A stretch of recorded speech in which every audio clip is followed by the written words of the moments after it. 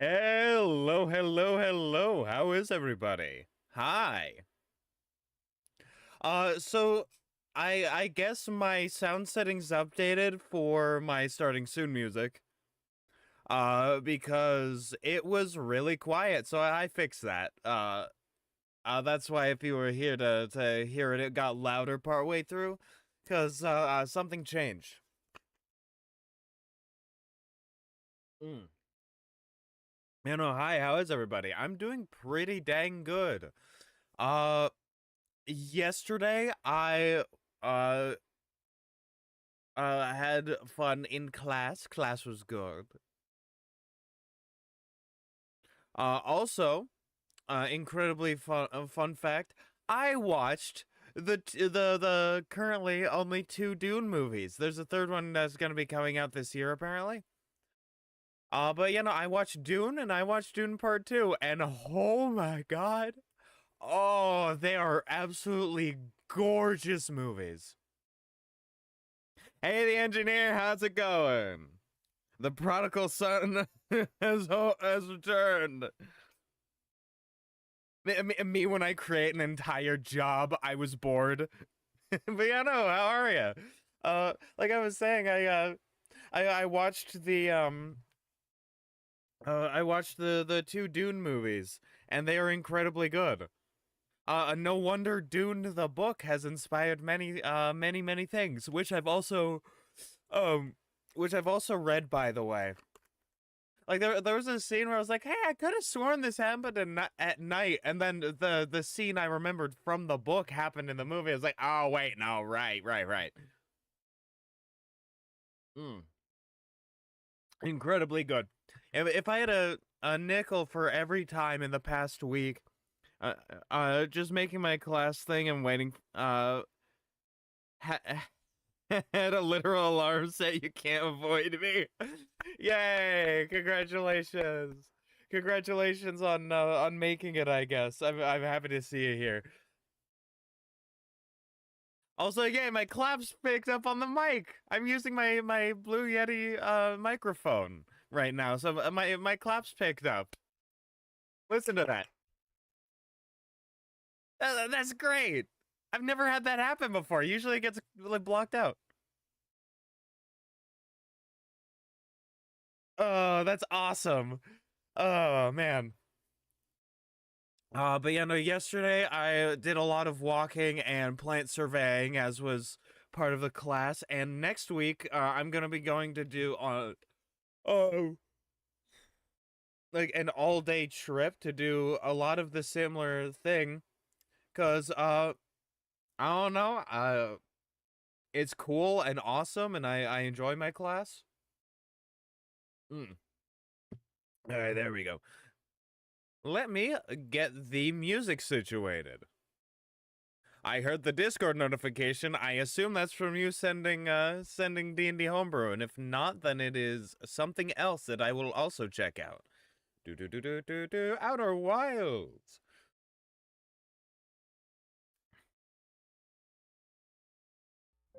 Bam. Alrighty, now I shall check. Tabletop chat, yes. Home brewery. All right, I did say I wanted to write about the as the title suggests, gang politics in Marrowhurst.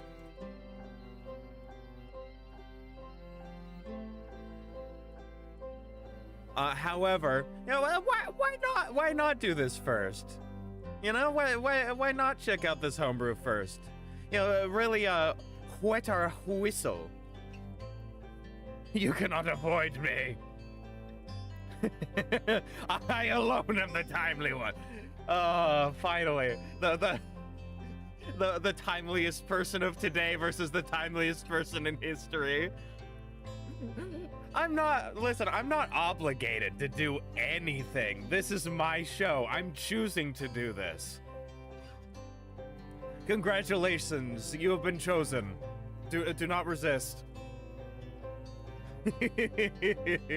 Also, Sunday is the finale of a friend and I playing through Far Cry 5, which I am incredibly excited for. Because it is by far, like, not a popular game on this channel. Like, very few people actually come to watch us play it. But it is one of my favorite games that I've played for a while. It is a beautiful game with a wonderful story, and it's really funny with watching Dune and playing Far Cry 5. It's like, wow, if I had a nickel for every time I engaged in a piece of media criticizing religious extremism and the creation of a messiah figure, I would have 2 nickels, which isn't a lot, but it's weird that it happened twice. Alrighty, let me get to, where is it?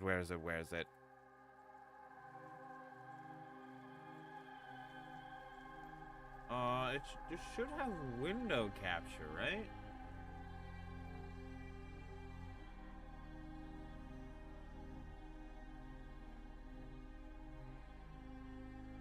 There we go. Yep, there it is. It was my media capture.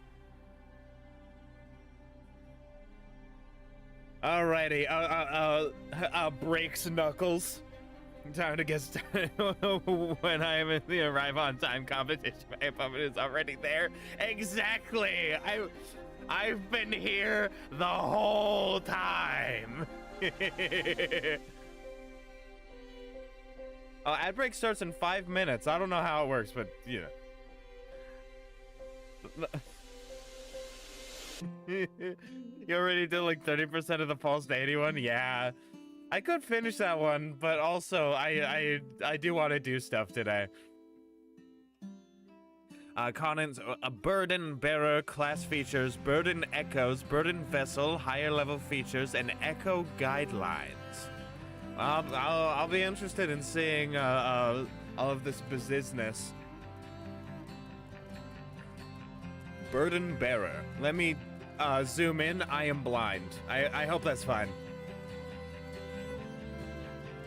Burden bearer. Burden bearer is a warrior who turns grief, injury, duty, and stolen power into a living arsenal. Their strength is not only their own, it is inherited, carried, borrowed, consumed, and endured.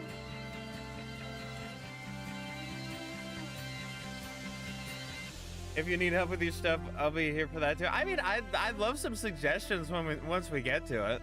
But this is only like 9 pages. It'll be fine.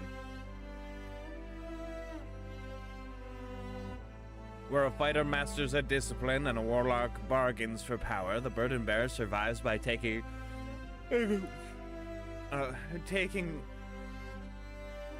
I would format it slightly differently, taking the weight of the world and making it useful, as opposed to weight from the world. Just a little semantic difference, I guess. A fallen monster's killing stroke, an enemy mage's spell, an ally's wound, a predator's instinct, or a rival's final technique can become an echo stored inside a relic. Okay, so they deal with relics and sort of like capturing the memories of things. You know, the burden of memory. That's an interesting concept, I think. You know, carrying the weight of the past. The Burden Bearer is a wisdom-based martial class built around 3 things: a signature weapon, a relic that stores copied echoes, and a vessel that can briefly manifest those burdens in combat. The class in one sentence: a Burden Bearer is an adaptable martial class that copies active abilities from defeated creatures, stores them as echoes, and spends limited echo slots to use them. You use your abilities by using echo slots. Which makes sense. That falls in line with things like sorcerers or sorcery points, or, you know, that sort of thing. Spell slots, obviously. I'm not gonna give too much feedback at this moment because I need to look at the actual stats for it. But you know, I'm giving my immediate feedback. A note for the DM. This class requires DM judgment. The player should not be allowed to copy an entire monster's stat block.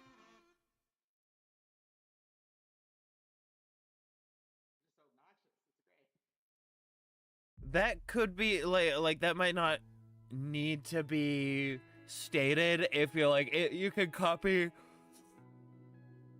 like giving them like a stated list of like what kinds of things they can copy and having it be limited. I feel like you wouldn't necessarily need to be like, you can't copy an entire monster stat block. That's another that's a whole other class called the Pokemon Trainer. Which I have seen Pokemon Trainer type classes all over the place in D&D. They are interesting. I guess it's a good way to put them. Let me get some water. Also, don't mind that I'm tired. Like I said, I walked a lot.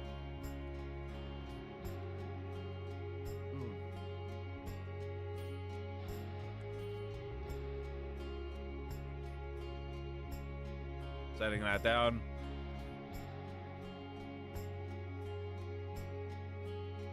The class works best when the DM allows the fantasy of a copied ability. I don't know what that means. I guess I'm a little, like, confused about the wording.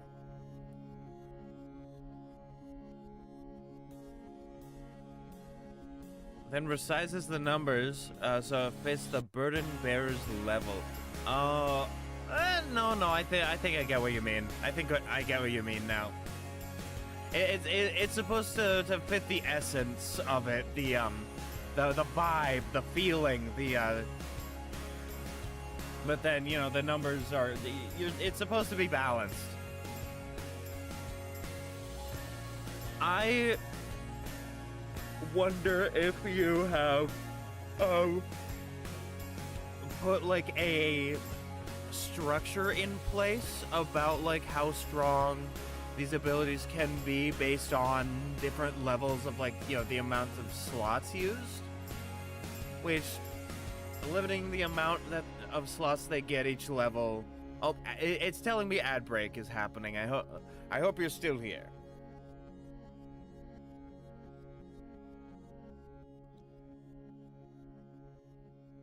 I will try and keep my thoughts in mind as I sort of yap about stuff. Yes, I am going. All right, so if you're still here, this is your feedback, so I'll keep going. What was I saying? Oh yeah. So, like, you know, if you limit the amount that of maximum, like, slots they get each level, and then have a framework for what sort of power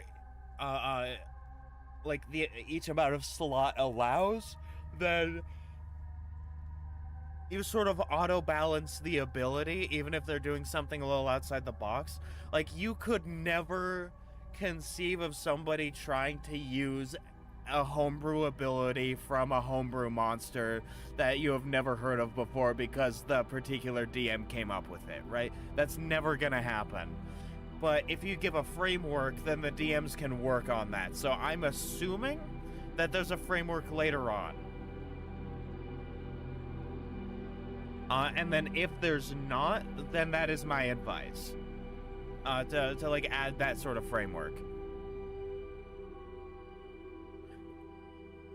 Echo ruling principle. Keep the idea, resize the numbers, remove anything that breaks action economy. I feel like that's definitely a person-to-person basis, right? Like, if sorry for yawning once again. I'm tired. If the level of the party is high enough, right? The level of the character is high enough, then maybe they should be allowed to mess with the action economy a little bit. You know, that maybe maybe do something that breaks initiative, or do something that is an extra action, or these sorts of things. Like, definitely limit that to higher level stuff, but usually the kind of enemies that break the action economy like that are high enough anyway, like high enough level anyways. And so I feel like that sort of balances itself out a little bit as long as you balance your encounters properly. Which I know, easier said than done. But, action economy is a system and it does make sense. Thank you, ad break notification, for telling me ad break is over. Lovely. Like, especially if you're doing stuff where the players are up against more enemies than there are players, then the action economy is automatically in the enemy's favor, so letting them do some stuff that messes with that is, like, not necessarily a bad move.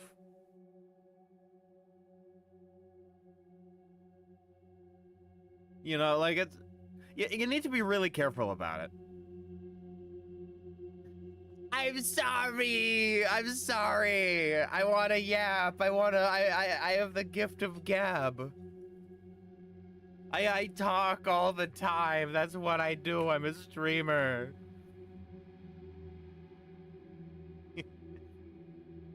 And then when I'm with my friends, I let them talk because I've been talking for hours.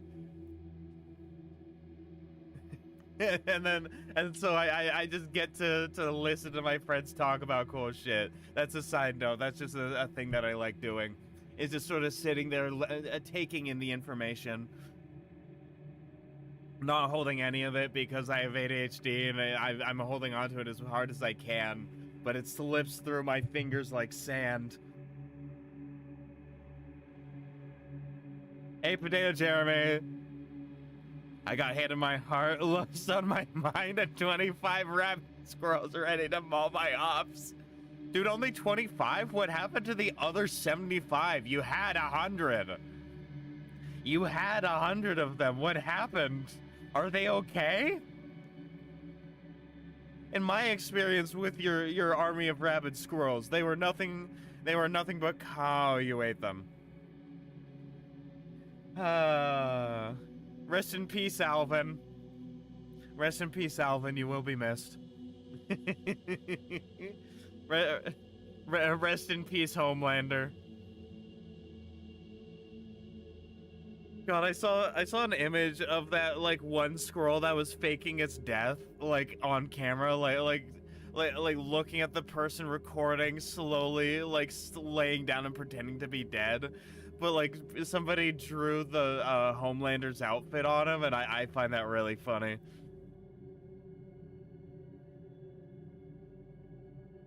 I'll need to find it. But yeah, no, it's good to see him, man.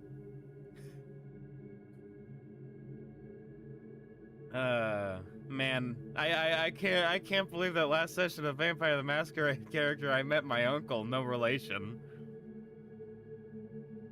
At least I assume no relation. I don't know, vampire stuff is weird.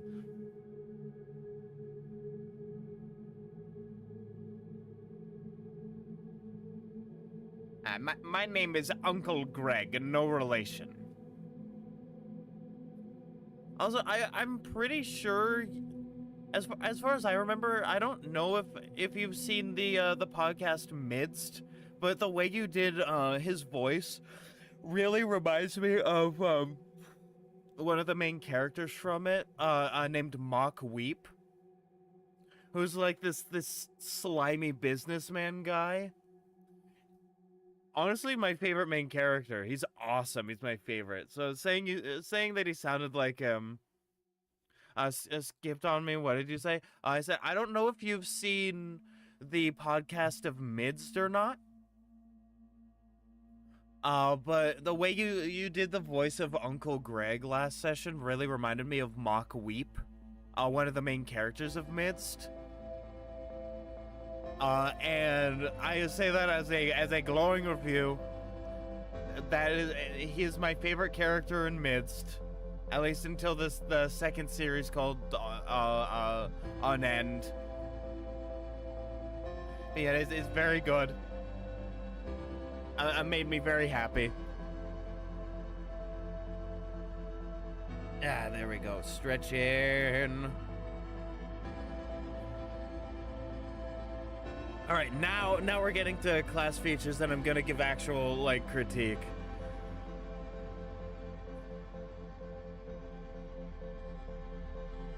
Class features. As a burden bearer, you gain the following class features. Hit points. Hit points 1d10 per burden bearer level.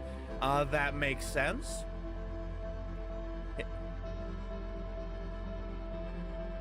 D10 seems pretty standard for, like, you know, that's the fighter one. If they have a bunch of funkier, like, things, usually the D8 is sort of like the standard hit die. And then, you know, marshals like Barbarian and Fighter have a D10, D12. One time I saw a homebrew class that tried to do some bullshit with D20 hit dice, and I that was funny. I forget what it was, but that was like the most striking features that they were like, yeah, it has a D20 hit die. So like at level 1 you could have like over 20 health. Like depending on your con mod and how well you roll, but still, like, you could have pretty high health. If you really tried, you could get like 24 health, you know, if you gotta wait, no, because you don't roll at first level. You get 24 health at first level is absurd. You know, 24, even 25 health, that is a level 2 or level 3 amount of health. Hit points at higher levels, 1d10 or 6 plus your constitution modifier per burden level after first. That is just standard. No notes. I might talk about the hit points later once I see the actual abilities, but until then, like, D10 plus con, that's fine. You know, that's just a fighter. Proficiencies, light armor, medium armor, shields. All right. Weapons, simple weapons, martial melee weapons. All right, so simple. So that includes simple ranged weapons. All right. Yeah, no, that checks out so far. One type of artisan's tools or one musical instrument of your choice. Sick. It would be funny to go, and one gaming set of your choice. But a musical instrument works as well, especially if you want a multi-class into bard, which I think could be interesting. Like, this is a wisdom-based one, and that's a charisma-based one, so, like, you'd need to sort of have 2 stats that are high instead of just 1, but, like, wisdom's not a bad thing to have as a bard anyways, you know?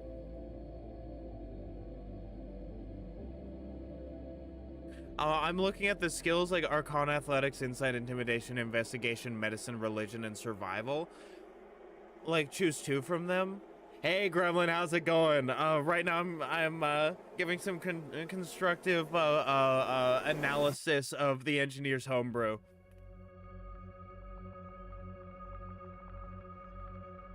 It's great to see it. Honestly, it kind of looks like this would work well as, so far at least, as a multi-class with like a cleric. You know, like a cleric or a paladin, something like that. I'm definitely leaning more towards cleric. I've been practicing the riff from I'm Coming Out. Sick. May your voice meter forever work, and You have no technical difficulties. I believe in you.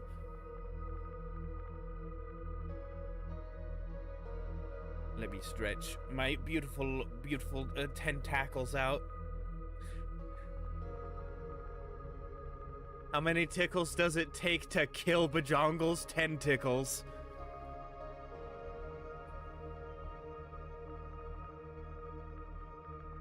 Let's see, echo ability. Wisdom is your echo ability from your burden bearer features.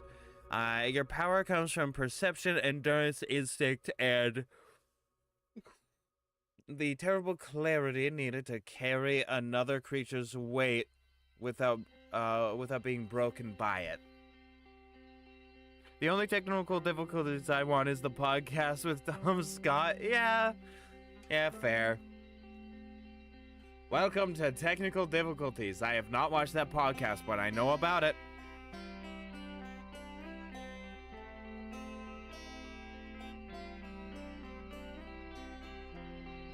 Alright.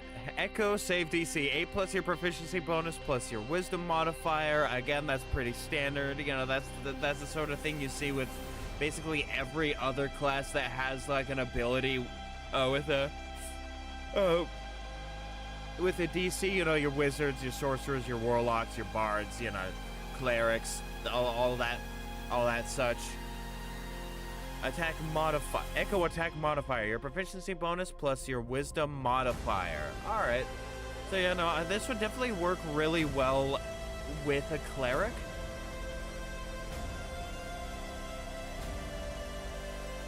Let me get some water.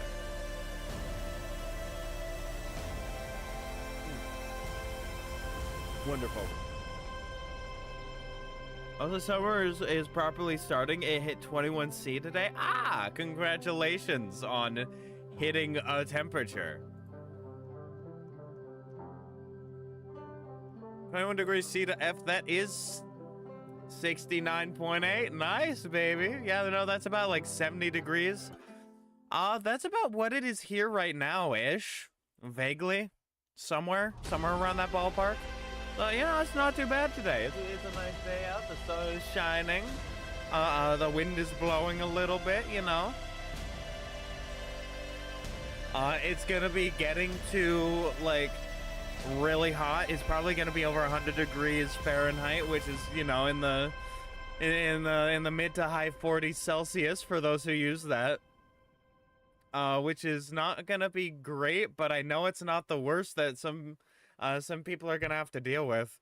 Last year I saw that people had to deal with, like, what was it, 50 Celsius, like out in India. Like, let me do calculations on what that is. 50 C to F. Yeah, that is 122 degrees of Fahrenheit for the Fahrenheit users. Like, it is rough, man. But yeah, no, we're getting a heat wave this year. Where was I? Yes. Google Chrome. Google Crombie. Alright, equipment. You start with the following equipment. In addition to the equipment granted by your background. Scale mail or leather armor, a shield, and one simple weapon. The small of a burnt clown nose got to be terrible. I mean, yeah. I mean, burning flesh, not that great.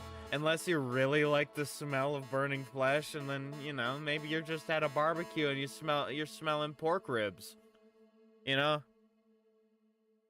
A lot of firefighters are unable to eat, like, pig because it smells too similar to burning bodies. That is something, thankfully, that I have not had the experience to fact check. So I could be entirely wrong, and I would be glad to be wrong. Oh boy. One martial melee weapon or two simple melee weapons. Alright, so yeah, this gives an option for a simple, like, ranged weapon, which is not a bad thing.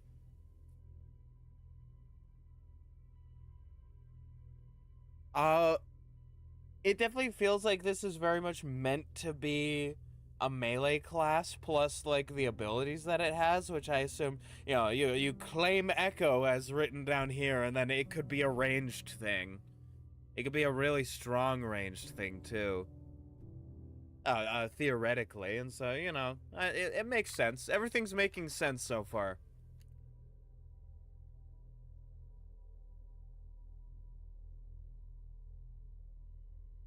So far everything is just sort of in line with like something I'd find in, the player's handbook. The burden bearer. The proficiency bonus is just the standard proficiency bonus increase that you see sort of, everywhere. He's here, he's there, he's everywhere. Who you gonna call? It's, Psychic Friend Fredbear. I've been quoting that a lot recently. I might not have been quoting it on stream, but I've been quoting it, and, I feel no shame. I just thought you should know. Piano Gremlin, the problem isn't burning Clown Nose. The problem is melting, because it's humid. There's a lot of water where I live, and so when it's hot, it is also humid. And, dirty brown water. Burden Relic, Burden Weapon, Claim Echo, Weight Token.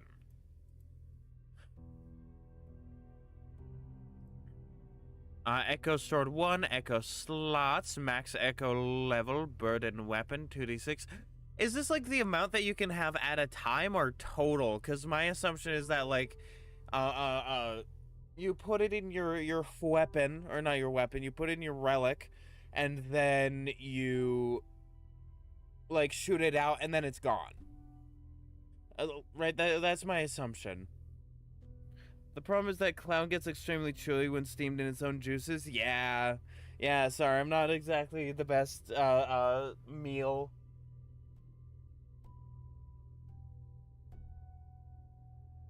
A meal? A succulent clown meal?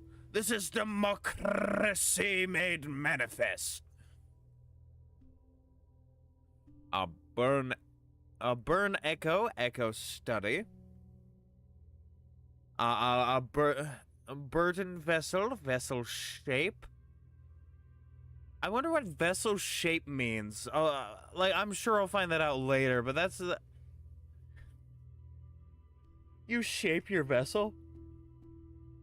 Is your body the vessel? Like, that would make sense, right? Because you're putting the burden onto yourself. So it makes sense if the vessel is your body. I'm asking all these questions that I know you'll answer either in the text or in chat. So either way, I'm getting an answer.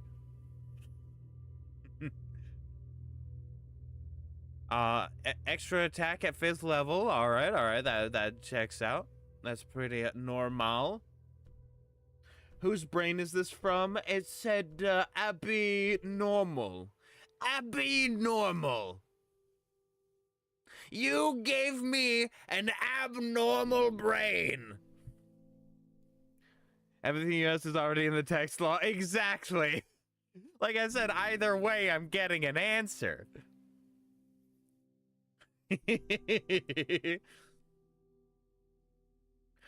Shared Echoes, Wound Exchange. That's an interesting idea. If it's gonna work how I think it's gonna work, that's definitely very interesting.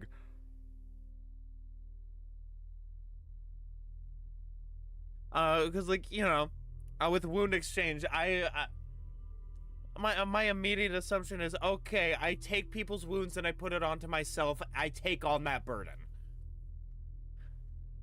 And it acts as like a little bit of extra like non-healing healing source, which is always an interesting thing to have in a class, is the ability to like not necessarily remove damage entirely, but to sort of move it or negate it. You know, health is a resource, and the ability to exchange that resource for another resource is a way to make the game more dynamic. Because, you know, the ultimate, like, thing of DnD is that it is meant to sort of expunge the party's resources. They're supposed to use the resources that their class and the game provides them, and health is only one of those. But the thing is, they should, except for, like, you know, supplies, which should be made important, a lot of these should be regained on a long rest. Like, for instance, anything that removes stuff from the player's, like, maximum stats should be regained at, like, after a long rest. So, like, the player should not have to deal with, you know, going from a strength of 8 to a strength of not 8, like a strength of +3 to, like, a strength of -2, and then just have to deal with that for the rest of the campaign, unless that's something they want. It should be regained after a rest. That's my thoughts on it. That's not related necessarily to the critique. That's just a thought I have on the systems of gameplay.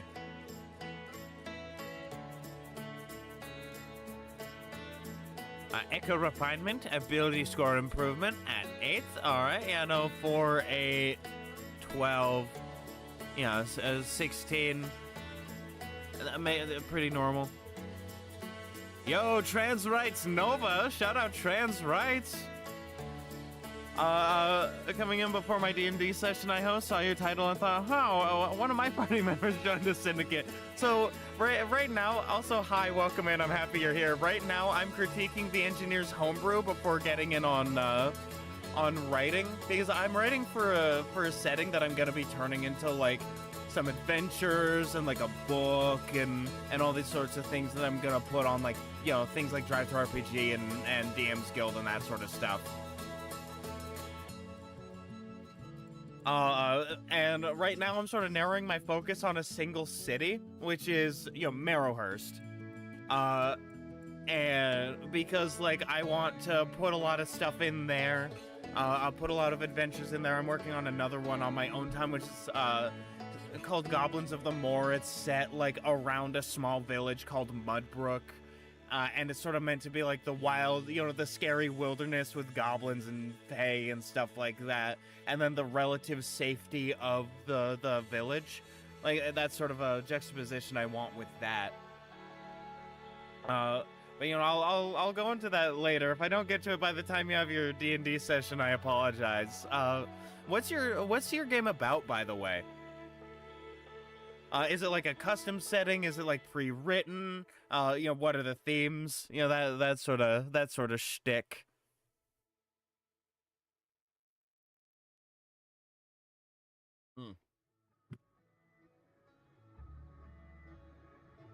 Everything here seems pretty self-explanatory. I will be going more into them as, you know, I actually read them.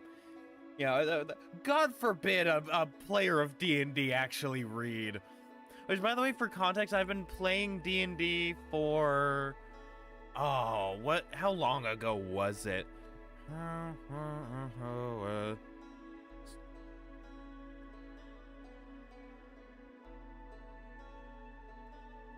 8 years now. I think, like 8, 9-ish years. So I'm not gonna say I'm an expert, but I've been going at it for a while. So, you know, when I say I know a thing or two, I am meaning I know a thing or two. You know, I've been at it for a while, but I'm not necessarily an expert. Alright, Burden Relic. At first level, you choose a relic vessel, an object that stores the burdens you claim.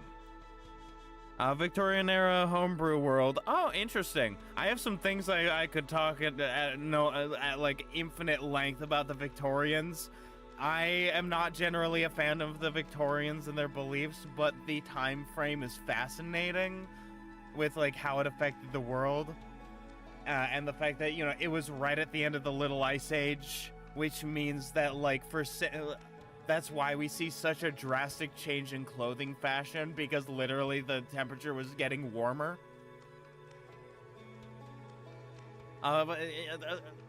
Infinite things I could talk about it. I recently joined the Pantheon of Gods, where a god of stories recently joined the Pantheon of Gods, and by incident, the curiosity of the infantile god problems occur, so she starts. Sorry, I read that as gilding. She starts man, starting to gild things is a little concern. Gilds your child, covers them in gold, Midas touch type shit. Guiding the world's story to what she wants to make a grant. Okay, so all right, that's interesting, and I assume that the party doesn't want that because they want to have agency over their lives and like the ability for the world to choose its own path. You know, what is life worth if it's all predetermined? You know, like some interesting discussions and like themes that you can get from that, and sort of the question of what is the meaning of life if like everything that you do is dictated by something else, right? A big thing I learned with storytelling, I talked about this with my friend Potato Jeremy, he's in chat, is that like a good way to do themes is to frame it as a question, and then like each character and each faction, you can say what are their answers to this question. Like for instance, in a thing that he and I are working on off and on, the question is something like who are you when you have nothing left? You know, sort of like who are you as a person, right? What happens when your life is gone? Everything you thought you knew you were was gone. Who are you? And like that theme sort of can like permeate into everything. Also, my wonderful cat came in here. Hi Penelope, it's great to see you. Hi, you want out? Hi, I'm being distracted by a wonderful cat. Can you believe she's 6 years old now? She's a pandemic baby.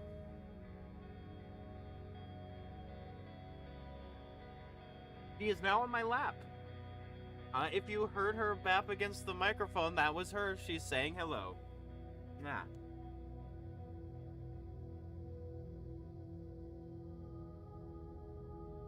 The relic may be a ring, masked book, chain, charm, scabbard, instrument, preserved bone, sealed jar, or other object approved by your DM.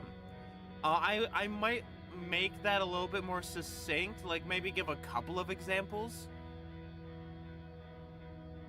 And then say, because I feel like that's a little bit wordy. Again, that's more of a formatting thing.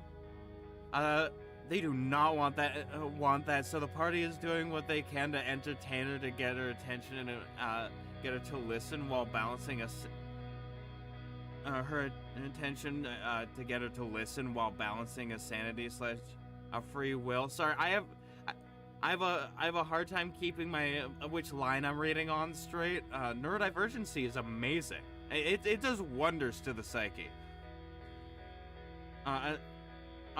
Lose too much sanity by fighting the god, you're seen as crazy. Now that's an interesting way to put it. They are seen as crazy. So does that mean that they're not actually, like, that is how they are perceived?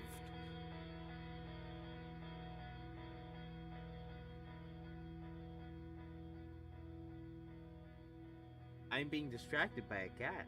Mwah! Hello.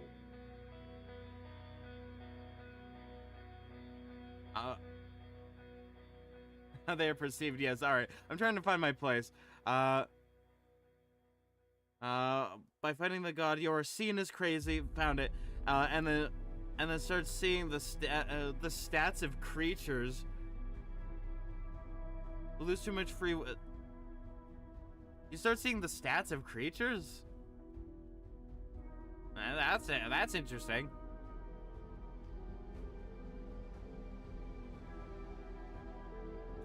My attention is being split. Help! It's like hairs. It's like splitting hairs. Great heavens! I have by the way, Penelope's a black cat, and I'm petting her, so it's like I'm a fun little witch with a funny black cat. It's great. It's amazing, actually.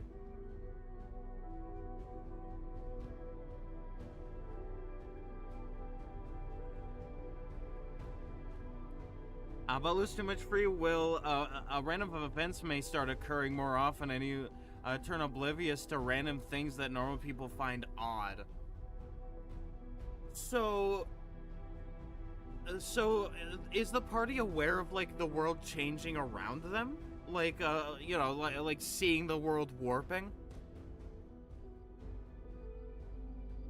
Where they're like, hey, I swear that, like, the other day there was a market here, you know, where we could, like, I don't know, I was gonna go buy some armor, maybe like a mount, and then suddenly there's like an evil swamp there, and now we have to, like, fight goblins and then save, like, some sort of damsel in distress. I just wanted to buy armor, man.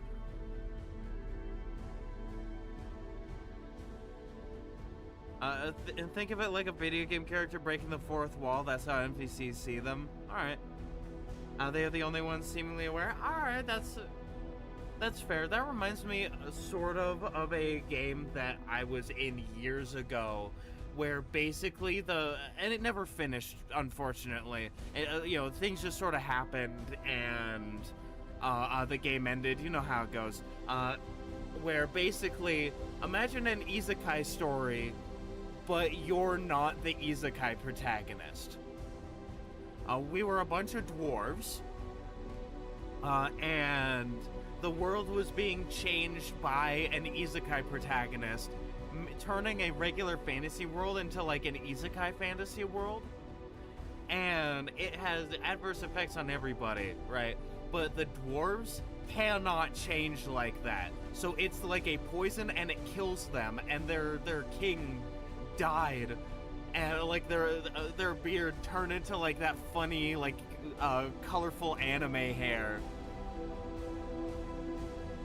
It's all got the nearest spicy runs DnD. Yeah, no, literally.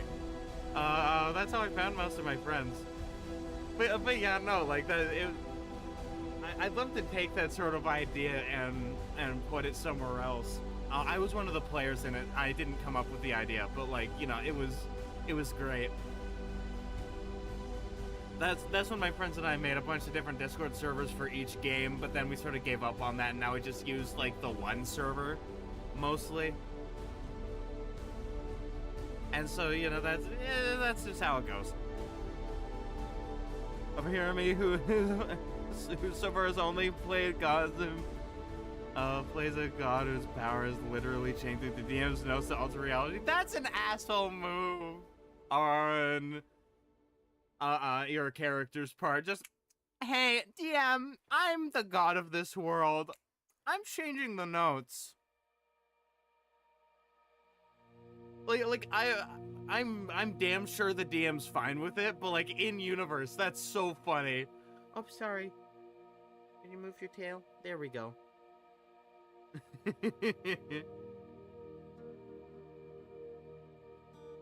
I have to roll deception, and everything the ability is literally lie to the DM.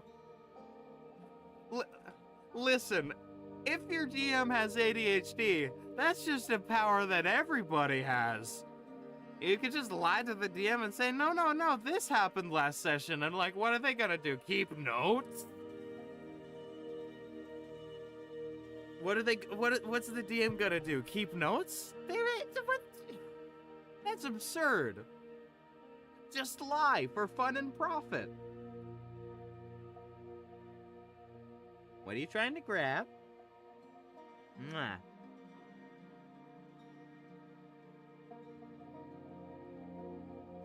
Your relic is magical. It cannot be used as a spellcasting focus unless a burden bearer feature says otherwise. Okay, so if you're gonna multi-class into another class, you can't use it. Like for instance, your burden relic cannot be your holy symbol. For instance, if you know, again, cleric or paladin. So you'd need like a separate thing. The party found creatures they called the plastic.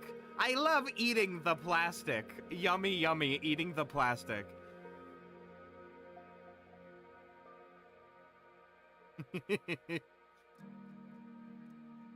The party found creatures they call the plastic, where they act like game NPCs and are heavily unreliable for anything. Oh god, that reminds me of that one. I think it was Game Changer. It was either Game Changer or Make Some Noise. It was something like that. It was one of the Dropout shows where Zach Oyama's like, could you please find my blue cranberries? I need 8 blue cranberries. Cranberries, they're blue. Like that, but like a D&D NPC would be really funny. And I use Oblivion Skyrim dialogue for them. That's great. It's also like it also like has always been that way. So the DM will be like, the market is closed because it's midnight, and then he'll roll a 23, and my character will say, actually, it's like 6 p.m. And suddenly it's always been 6 p.m. Because he's like a mimetic agent. How high level are you? That's like a level 20 thing. That's big. That's big. That's big and powerful. You know, I gave some critiques on your false deity. I think if you fought the false deity, you'd be fine. You just go, nah, it's always been dead. And then it's just dead. I don't know what to tell you. And then, you know, you roll well, and then...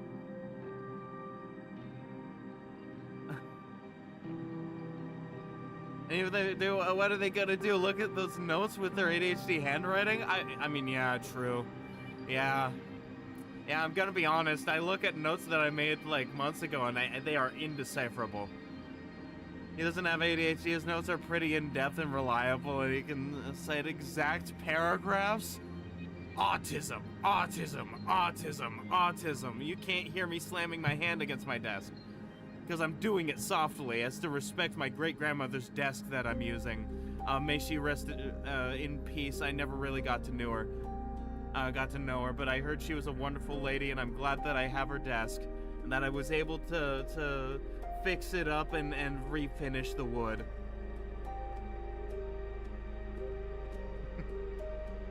We're at level 3, but me and the DM have an agreement. I need his green light to use it. The party has no idea he can do that.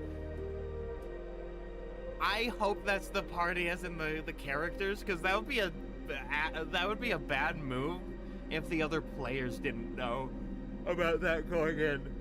Like, unless it was like, okay, you all have a secret ability that you can use. None of you, none of you know the other person's secret, like that sort of thing. Congrats, it's now dead. What shoes it got on in its casket, I can't read my handwriting from 50 seconds ago. I have good handwriting. Listen. I hope it's the party as in the Communist Party. No. We're, the party I'm talking about is the DSA, baby! Go Zoran! My boy! He's my mayor! A big red circle and arrow, not a New Yorker.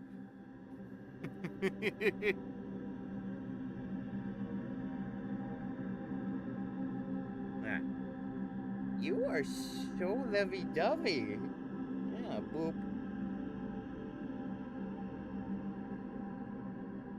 If your relic is lost or destroyed, you can perform a 1-hour ritual during a short or long rest to bind a replacement relic to yourself. The previous relic loses its magic when the ritual is completed. Alright. It's kind of like that, yeah, I can't erase encounters, of course, but I once pulled a literal we were never here and rolled a nat 20 and just to get us out of turbo jail. Yeah, we were never here. Oh god, I love the idea of gaslighting though. We never talked to you. Wow, reality warps.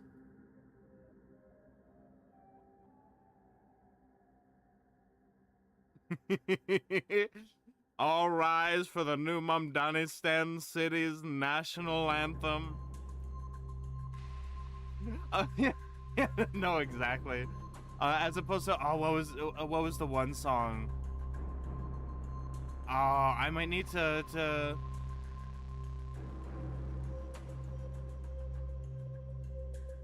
I don't know if the media capture does audio. I'm not gonna test it, but there's this one song. That's like New York. It's called like New York a la Zoran, and it's like a song called Mamdani's New York. It's Mamdani's New York anthem, and it's awesome.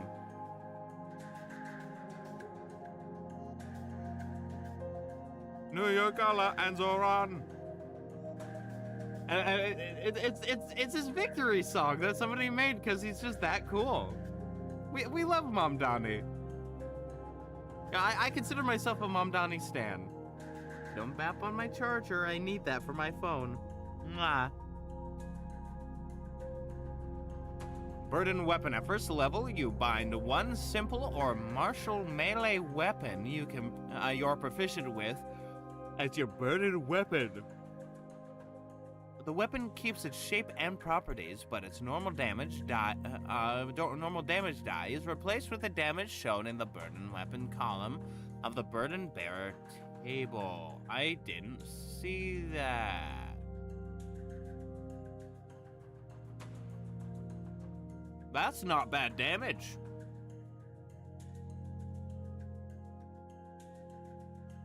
Yes, you can just throw a false hydra at the party. If you want me to hate you, throw a false hydra in a game that I'm playing in.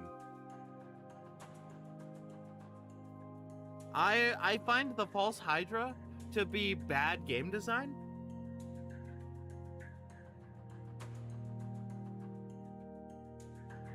Hey, no biting. Mwah. I love you. You tried to bite me? I'm gonna need you to get off my lap now, miss. I love you so much. Mm-hmm. You're very sweet. I just don't like when my finger is being bitten and it hurts.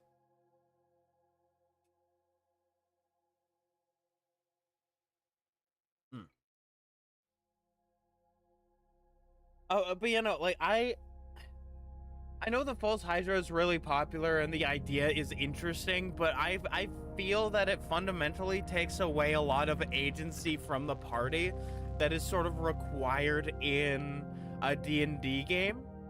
Like in other tabletop games, like something similar to the Alien RPG, then like maybe you could get away with something like the false hydra because like the point of the game is not to have agency.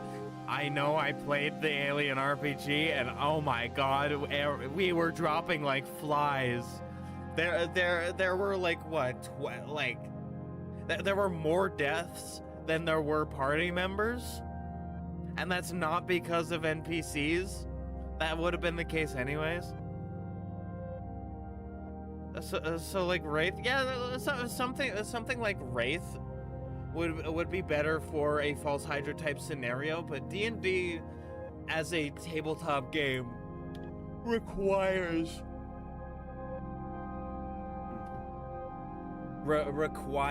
that the party has agency.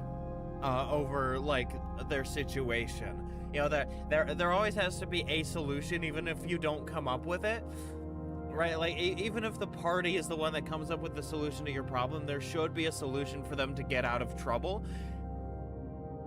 and they have to be the one. Like they get themselves into trouble, they get themselves out of trouble. That's sort of the thing. The party is immune to the effects of his lie because they're under his effects already, so they remember what was altered, but to the rest of the world, it's like a retcon power. Alright. The powers to me again from the top. Explain the power to me again from the top, if you could, please.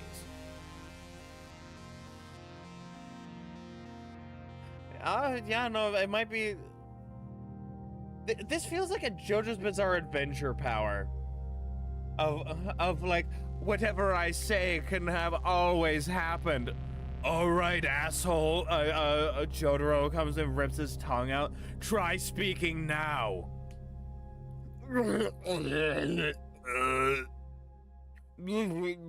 Yeah, that's what I thought.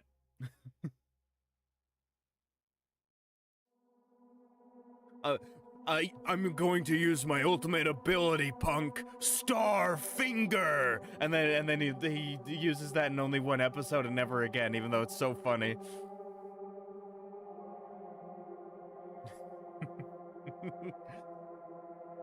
Oh god, that reminds me. One of my friends and I were talking about doing a JoJo 5e game. Fun fact: that's a 5e homebrew system all on its own. Is JoJo 5e, where you can play as JoJo characters, and we had the idea of alternate universe, the Jotaro twins, right? JoJo twins. One of them's trans. They're identical twins. And like with the Oingo Boingo scene, just the idea of Joseph Joestar going, "Hey Jotaro," like understanding, you need to take all of your estrogen right now, and just putting all of the pills down the guy's throat. Just you need to take it all right now. It's just really funny. Reminds me of that one post that Gooseworks did of Jax holding up a bottle of progesterone, going, I heard that taking progesterone makes you good at gambling.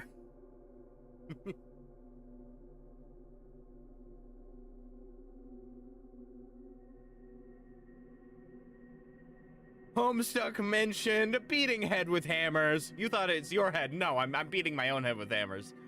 And not the one on my neck. You just a moment later you hear the funny goofy sound effect. Just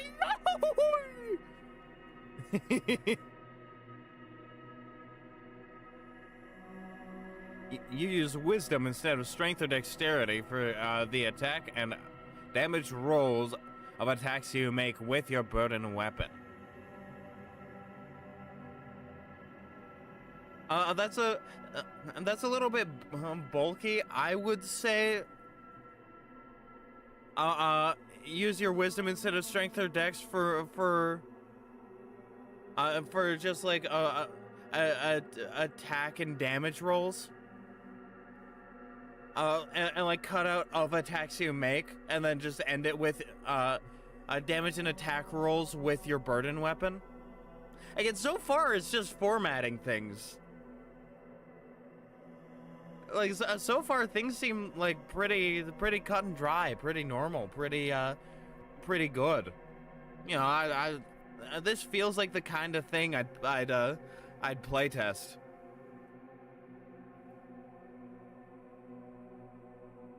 Your burden weapon deals the same damage type it normally would unless an echo or feature changes it. It counts as magical for the purposes of overcoming resistance and immunity to non-magical attacks and damage.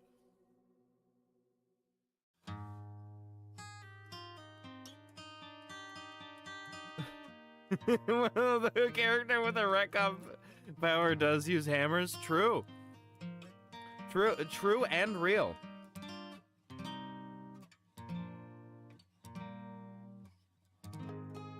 That's because you're taking 1 hour to get past page 4. I'm sorry. You people in chat, points through screen. You lovely people in chat keep saying cool stuff that I want to respond to.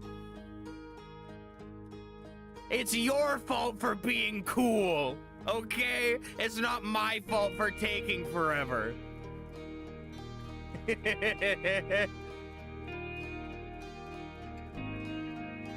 How dare you say stuff that I want to respond to? How dare you spark up interesting conversations? How...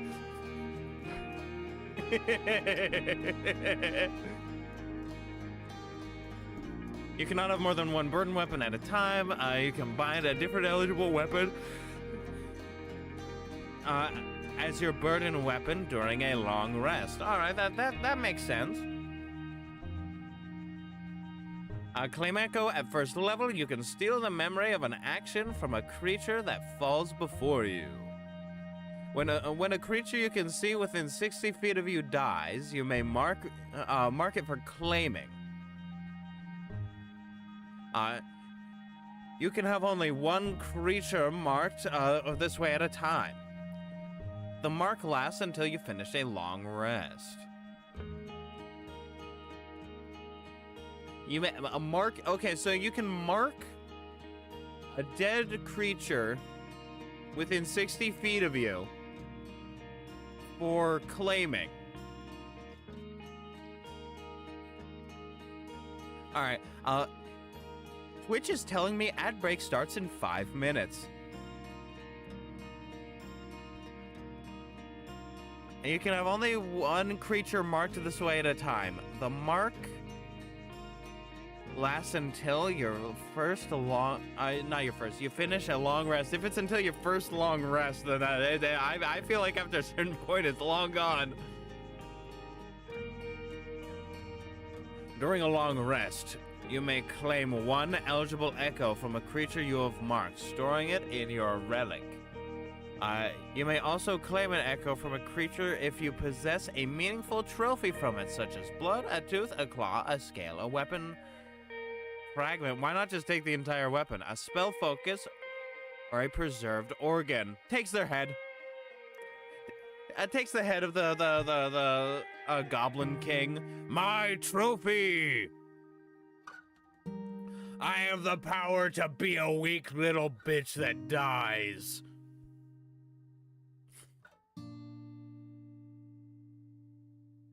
Oh, that reminds me. I was doing research for my setting on fairies and stuff in traditional, specifically English folklore, because that's where generally the place in the setting I'm working on is based on, is England. Specifically in like the 10th and 11th centuries. And so I found sources that date as far back as the late 1700s. And so I need to look more into it, but you know, that I just wanted to bring that up. I'm doing the real work for you guys. I'm doing scholarly research for my setting. If you're writing a setting, you do not need to do this. This is just something I am doing because I want to. I am an academic through and through. I'm a college boy. I like school. I like learning. And so I do it I do that type of stuff in my hobby too. It's very cool and awesome. The trophy is consumed or rendered useless by this process. All right. When you claim a new echo, while already at your maximum number of stored echoes, you must choose one stored echo to lose. The lost echo vanishes from your relic. All right, that makes sense. That makes sense and checks out.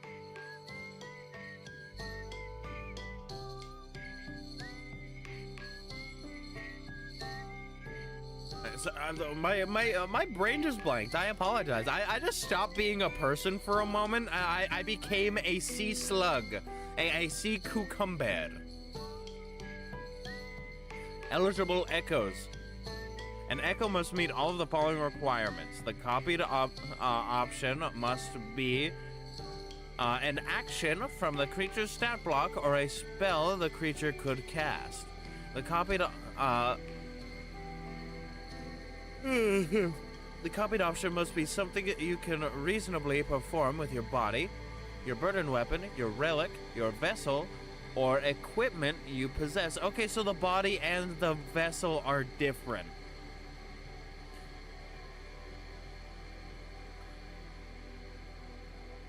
The copied option must be usable within a single turn. The copied option must be multi-attack. Cannot be. No, must be. Yeah, no, you know, it has to be a multi-attack, a legendary resistance, a legendary action, a lair action. So it can't be any of these things. A mythic action, a passive trait, a recharge trait that is not an action, or a feature that primarily depends on anatomy you cannot imitate. It also has to be funny. No, listen, that's not a requirement, or else nobody would be able to use it, because nobody's funny.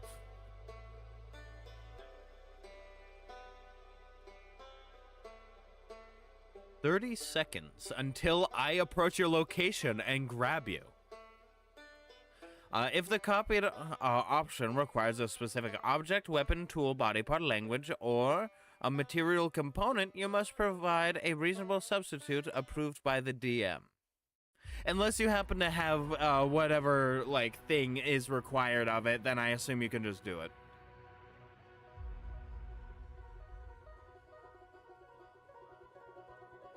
Examples of usually valid echoes include a claw attack, a weapon technique, a special shove. I did a special shove to your mom and dad last night.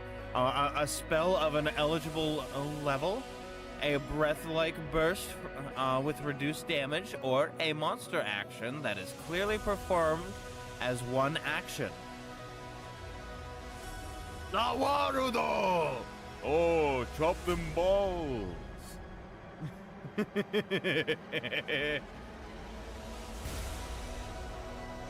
Oh, you're approaching me? I can't chop your balls off without getting closer. You see, that's a trophy I'm gonna use as a burden keeper. As a burden boy.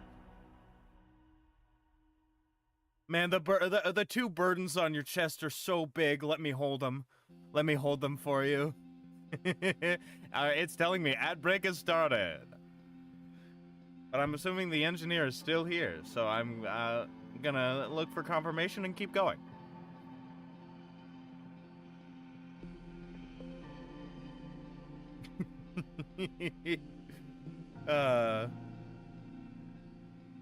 Let me take a sippy of water.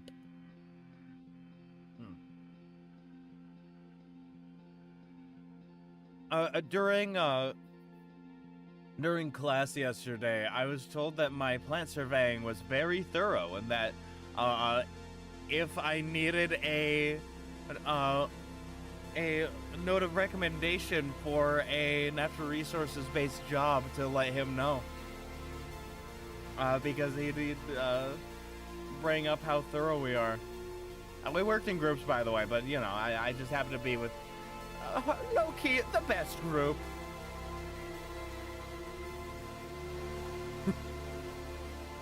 It's too late, Jotaro. Using my stand, I stopped time and performed a light-speed transition surgery on you, changing your legal name, injecting estrogen. Dio, we know we know you're gay.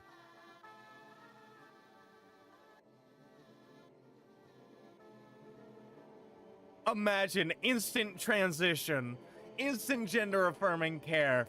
Bam. Hey, I wonder why so many trans people play Zenitsu in Vampire the Masquerade. It surely can't be because they can instantly change their body into a form that they are happy with. It can't be that. Impossible. No way, no how. Also, I love that I got that saying from Bubble the Amazing Digital Circus. Gooseworks just going, no way, no how.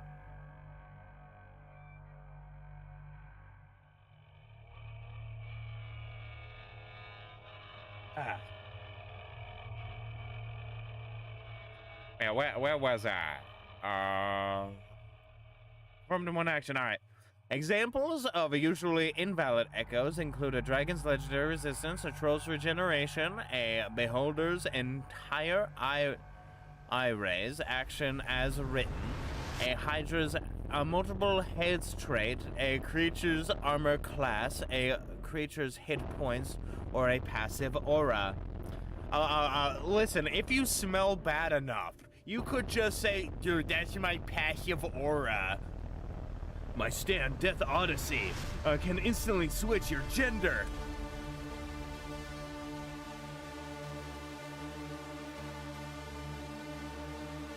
Oh, I'm trying to find the name of the song.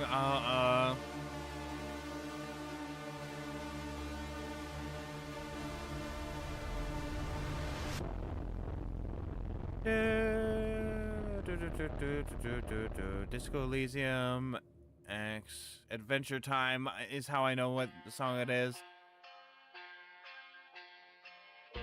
It's like 6 a.m. I think is what the song is called. Let me introduce you to my stand, 6 a.m. Disco Elysium. It instantly makes you sad and nostalgic for a better time that never existed, making you unable to fight.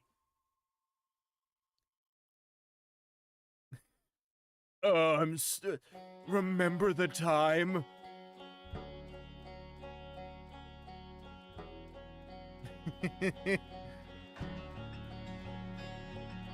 Burdened echoes. Echoes are not perfect copies, they are burdened imitations.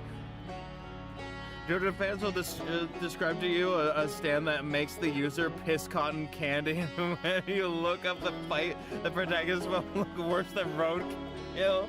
Then get hit by a bullet train. Exactly.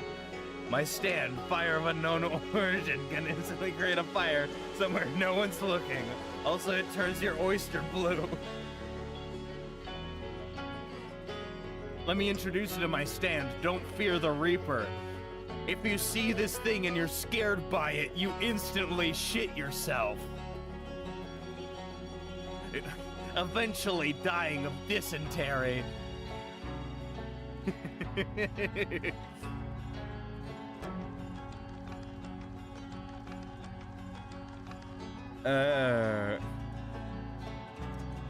Imitation is shaped through your relic. When needed, the DM may adjust a copied action so that it is appropriate for your level and body. Is that to set your farts on fire and explode your intestines? Well, I'm sorry, but I'm made of rubber, and you may be wondering how did that happen? You see, I took a bite of gum gum. And so, your explosions don't work on me. I just expand like a Looney Tunes who ate a stick of dynamite. But only for a moment, as to go back to my normal form. Unfortunately, that does mean I turn into a pile of ash with 2 blinking eyeballs. Blink, blink, blink, blink. But you know, I'll live. Echo slots. You have a limited number of echo slots shown on the echo slots column of the burden bearer table. You expend 1 echo slot when you use a stored echo. You regain all expended echo slots when you finish a long rest. Oh, so it's this. So it's the same kind of stand to start platinum. Exactly. Huh. So it's the same kind of stand.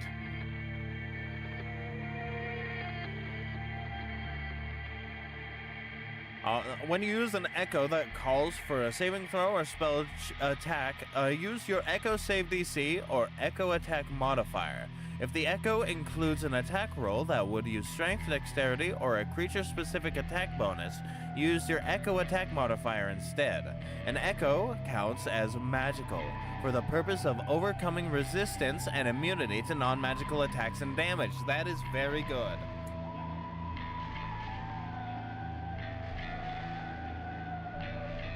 Let me introduce you to my stand, Kuriko. It just plays a really good song. That's kind of all it does, but it does it well.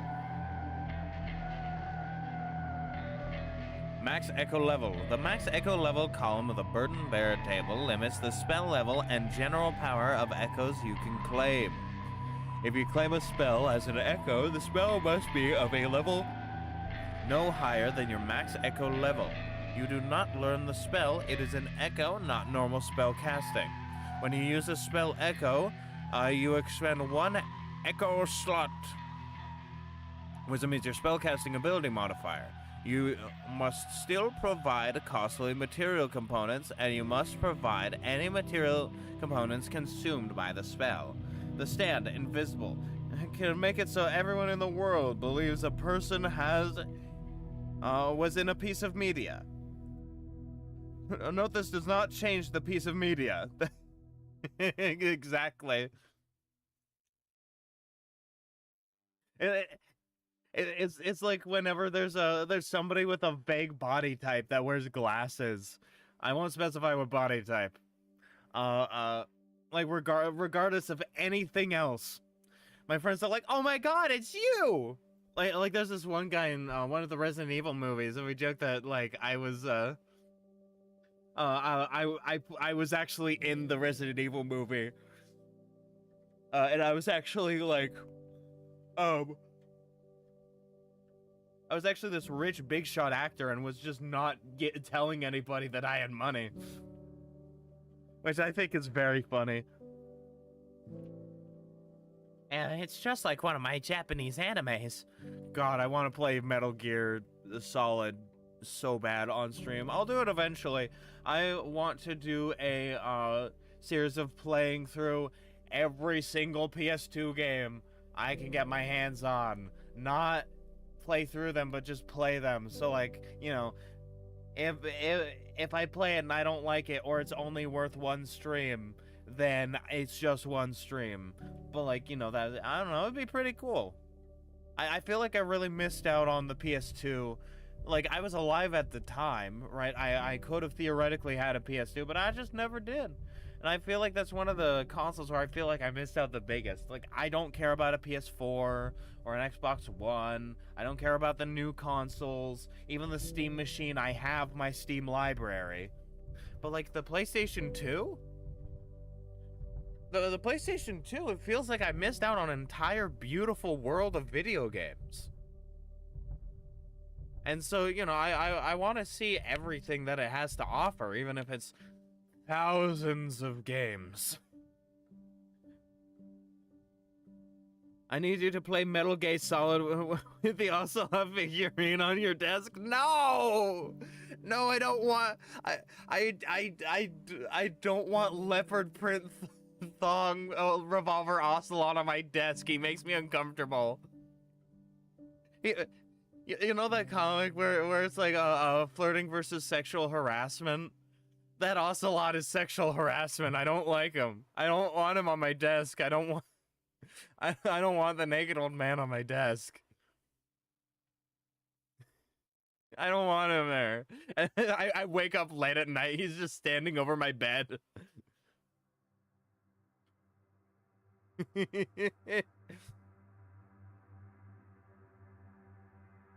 You cannot claim a spell of 6th level or higher unless a feature specifically allows it. By default, the Burden Bearer cap spell echoes at 5th level. The PS2 haver back in the day, yes you did. You missed out on the Duel Master PS2 game. Oh my god, I missed out on the Duel Master PS2 game. Oh man, I missed out on so much, man. The only like Grand Theft Auto game I've ever played anything of is 5, and I only played a little bit of it. Why are you homophobic? Old man Catboy? Yeah, wait, I don't like the old man Catboy. Also, I'm not homophobic. I am openly gay. I have kissed men. I have kissed men. and a woman that one time, but you know she didn't know she was a woman yet, so I still count it as kissing a woman, but you know neither of us knew at the time, so at the time I thought I was my local lesbian sheep. Yes, the lesbian shepherd. Me, local lesbian sheep. Yeah, no, exactly. You know, I changed it to Maya in my head because I saw me and I was like, oh yeah, Mr. Krabs.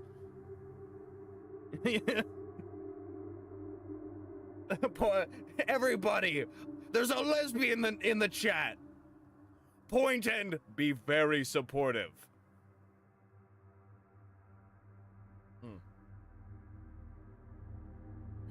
I've known a surprising amount of lesbians in my life, which is interesting. One of them is my grandmother, which is I don't know why I said which is, like I was gonna say anything like it matters. Like I mean it matters, but you know it doesn't affect anything. Except that some of the times she said that I was that she had a friend over. It may have been more than a friend, but I was a kid at the time, and like, what are you gonna do? I was making fun of you. Yeah, I'm sorry. I'm sorry. How could I ever? It's like that one. It's like that one Mulan image with the guy. I forget his name. I think it's Chen. It's been a while since I've seen Mulan, but it's the one where I was like, I can't believe I was ever in love with a chick. Also, I have this homebrew feature I made, and I love it. That I wrote in my campaign. It's called Clash. I mean, I have a Discord, by the way, if you want to send it in there. It's just ! Discord in the chat.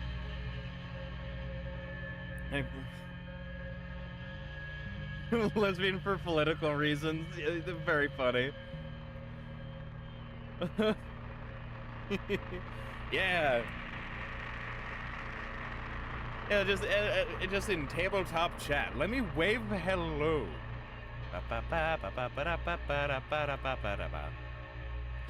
There are memes that I didn't take a look at. Waving hello. Greetings, Nova. Oh my god, Nova, I loved your show, Nova Science Now on PBS, starring Neil deGrasse Tyson. Oh my god, it's my favorite. I will look at that in but a moment. I would be finishing. You know, stopping there it makes it sound like a euphemism. Just I'm finishing. But no, echo damage. If a copied action deals damage, its damage should be appropriate for your burden per level. If the copied action is too strong for your level, the DM should reduce the damage rather than forbid the echo outright. As a simple default, if the copied action is not a spell and has no obvious level requirement, its damage should be no higher than your burden weapon damage plus your wisdom modifier. If the original action had a meaningful rider effect. Rider effect? Another hand touches your balls.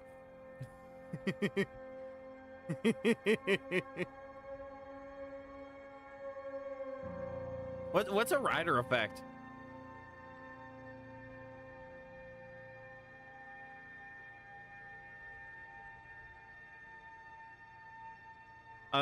Such as knocking a creature prone, grappling it, or forcing a saving throw, the DM should be cautious about adding extra damage. Effect that occurs after the hit. Oh, okay. So, yeah, an additional effect. All right. Me when I don't understand terms. Thank you very much, Trans Rights Nova. Should I shorten it to Nova, or should I say the full thing? I think I've made it very clear my stance on trans people.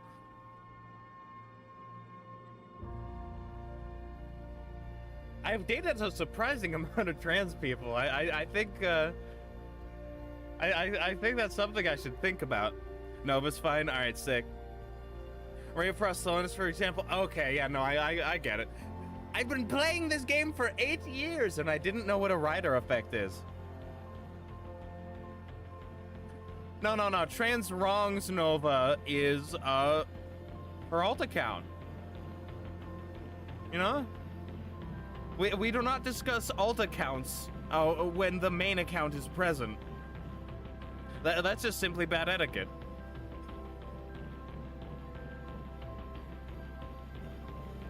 Equipment and body requirements. If an echo requires a bow, you need a bow. If it requires a shield, you need a shield. If it requires a free hand, you need a free hand. If it requires jaws, wings, a tail, or claws, the DM may allow a ghostly imitation through your relic, but only if the effect remains reasonable for your character's body and level. Actually, I'm a plasmid. I can do everything with my goo. I know way too many trans people, and not that. You think you know too many, but doubles. Doubles all the trans people in your life through mitosis. They start splitting. Mitosis.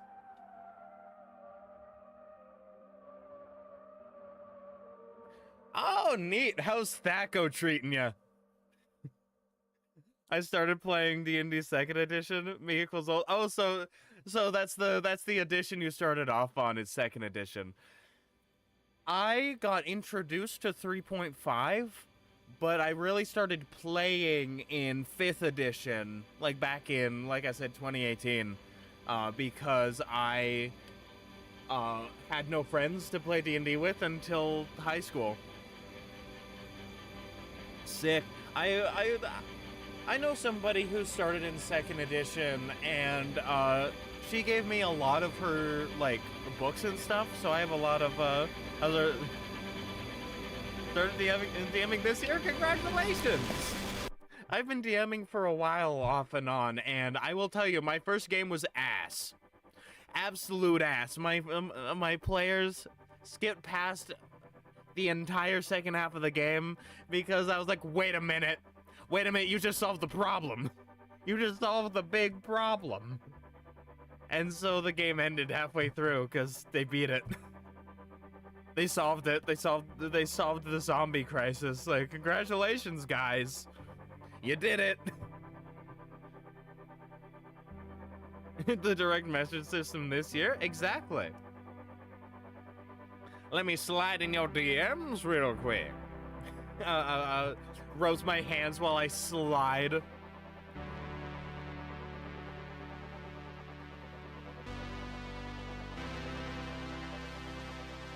When in doubt, the DM should permit the concept but simplify the effect.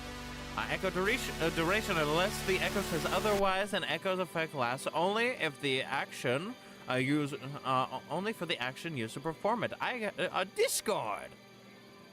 Underdark nonsense I made. Ooh, you make maps. Ooh. Ooh, that's nice. You know what? I'm gonna do a bit of a side note. I apologize. It's been nothing but side notes, but I feel like I must. Critter, I demand you open. A nice work on the maps. Let me shrink credit down so I can read the chat. Where are the maps? Here's the big one. This is the big one that I want to show, because the other one would be spoilers for the adventure I'm writing, and I want to reveal that once it's done. There we go, bam. It is a work in progress. It is a massive file. But it is a massive hex crawl map. I was talking about Marrowhurst. We will be talking about that later. This is Marrowhurst. The reason it's an entire hex is a fun fact. So, pre-industrial revolution, cities were about 3 miles across. You have 5 kilometers. And that happens to be the size of these hexes. It's 5 kilometers. What do I do to make hex maps? Okay, so what I do is basically I take a hex grid. Sometimes I have to make it myself. Like, I think I made this one because I don't remember where I found it. And then I just color in the hexes. You know, I just sort of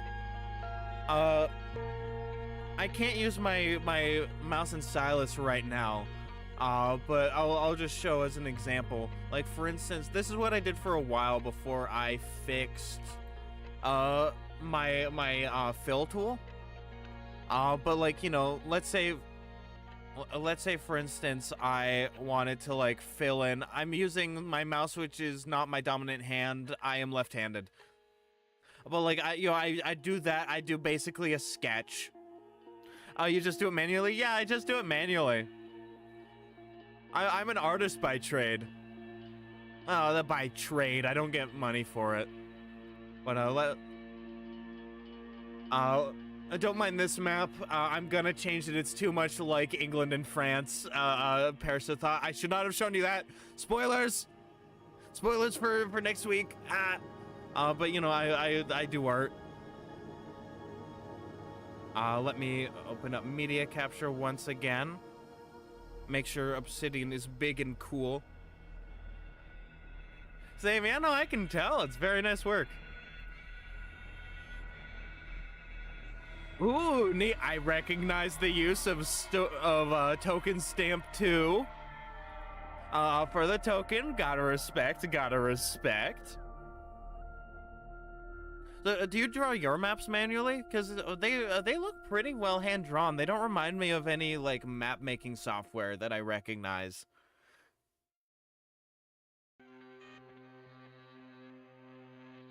Man. I was debating on whether or not I wanted to show another map, but, like, that's for an adventure. French derogatory. Exactly.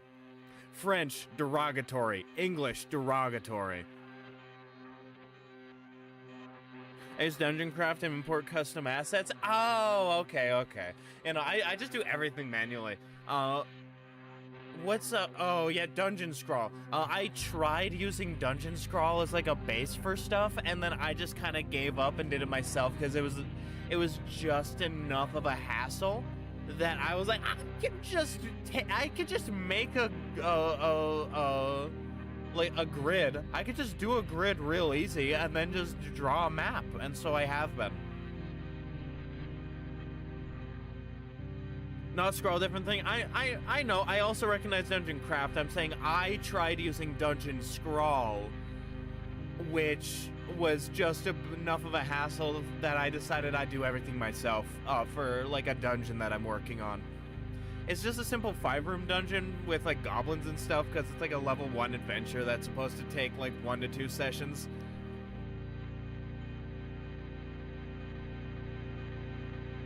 And like it's not a bad system at all, right? Like I was doing some pretty good stuff with it. It just wasn't what I wanted, because I wanted something similar to the style of like official D&D adventure maps, especially the kind you'd find in like the Lost Mine event of Fendelver, which I remember speedrunning with some friends, like doing it all in one session. We beat the entirety of Lost Mine of Fendelver in one session, and God, it was glorious. Yes, we leveled up during the session. That's just how we did things. It was awesome. It went until like midnight. This was back in high school, by the way, so we were still in school, but you know, still it was amazing.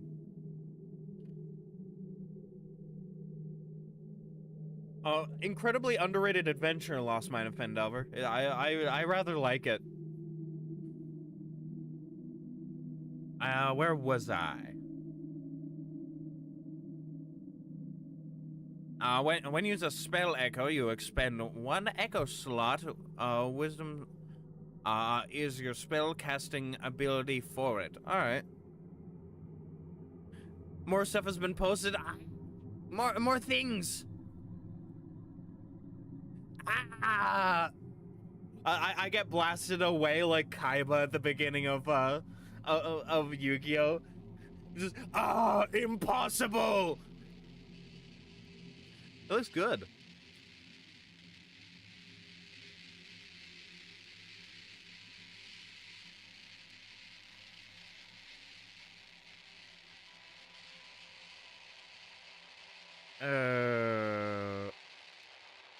Oh yeah, one of my another map that I was working on is already in like tabletop chat. I am just going to reply to it to show that's the thing that I was working on. That's the village of Mudbrook.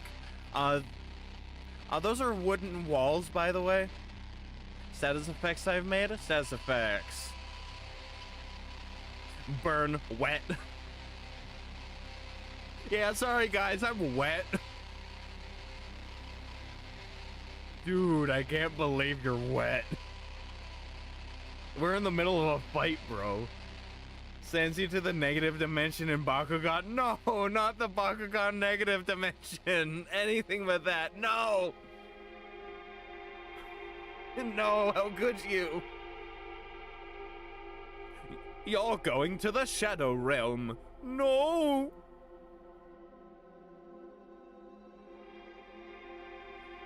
Oh god, have you guys seen that video of somebody doing an impression of Sir Topham Hatt from Thomas the Tank Engine going, "That's it, I'm tired of you, you're going to the Shadow Realm."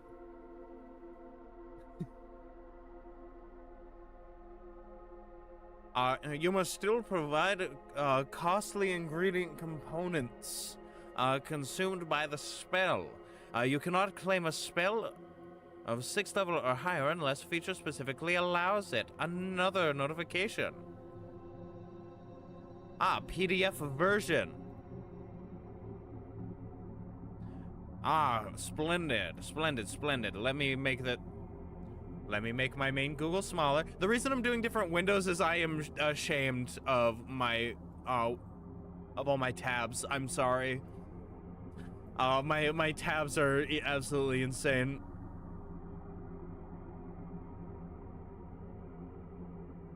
I am looking. When my crush gets a romantic partner, I am looking.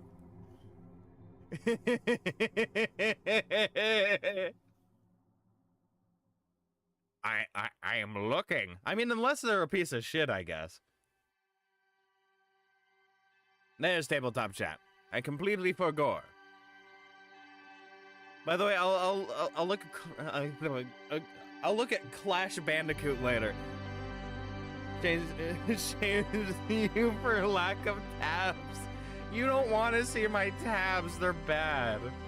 I have a memory saving feature, which means they go to sleep after a bit. It's bad. It's bad, man.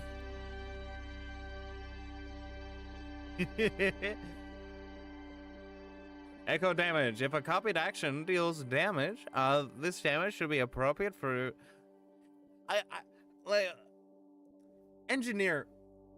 Everything here feels balanced to me, at least on the first read. I'm adding that as a creature. Congratulations, it's the Clash Bandicoot. That's another series I want to play. The first 3 only. Like, everything seems balanced. There's nothing really for me to critique except for like semantic problems. And like, that's understandable. Your first language is Portuguese. As far as I know, I mean, you're Brazilian. That's my assumption, is that your first language is Portuguese. What about Crash Bandicoot? I mean, yeah, but you know, you can't really show that on Twitch or YouTube. Crash Bandicoot says a lot of stuff. You know, not really invited to parties. Yeah, it's a bit too crass.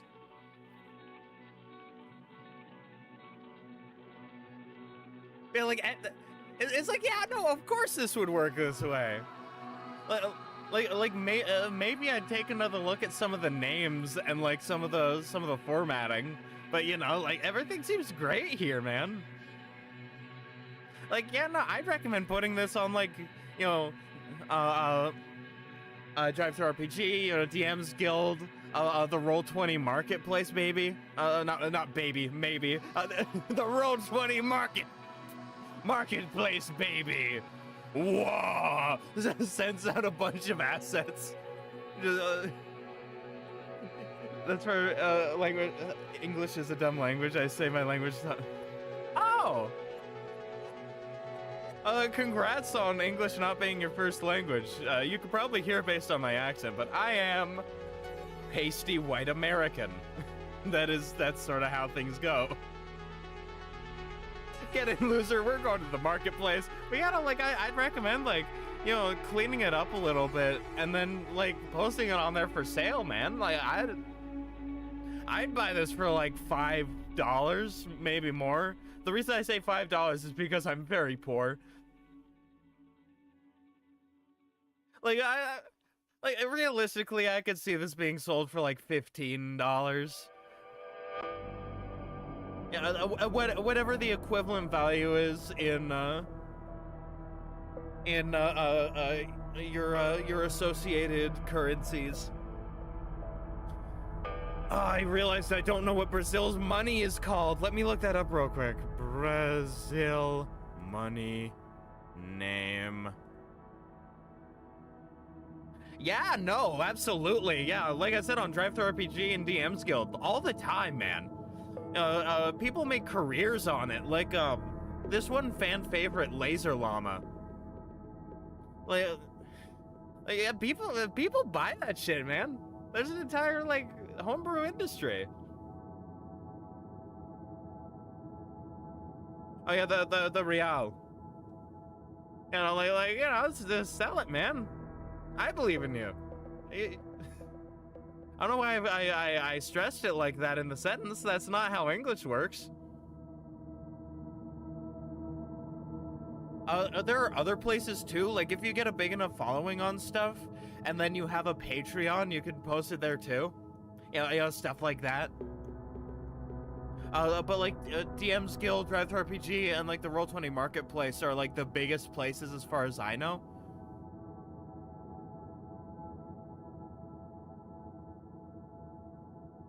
Oh, they have algorithms that are pretty good at like showing people stuff. So like people will see your homebrew. Implying English works? Listen, saying it works, saying English works is like saying your old beat up car works. You turn the key up a couple of times, it goes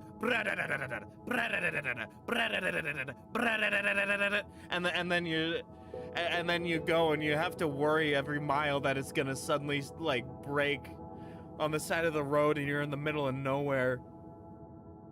Because like you live in the Western United States and like outside of the cities and towns, there's like miles and miles of nothing.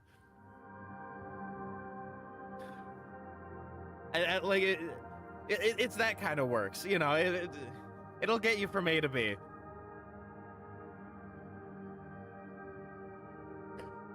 No, I do not have personal experience with that. How could you tell?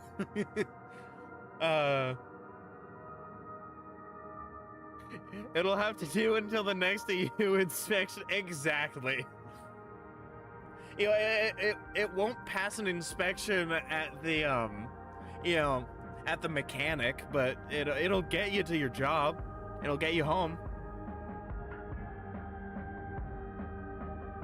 You know, you'd like to have a functioning like electric vehicle so you didn't have to pay so much on gas because of I could go on.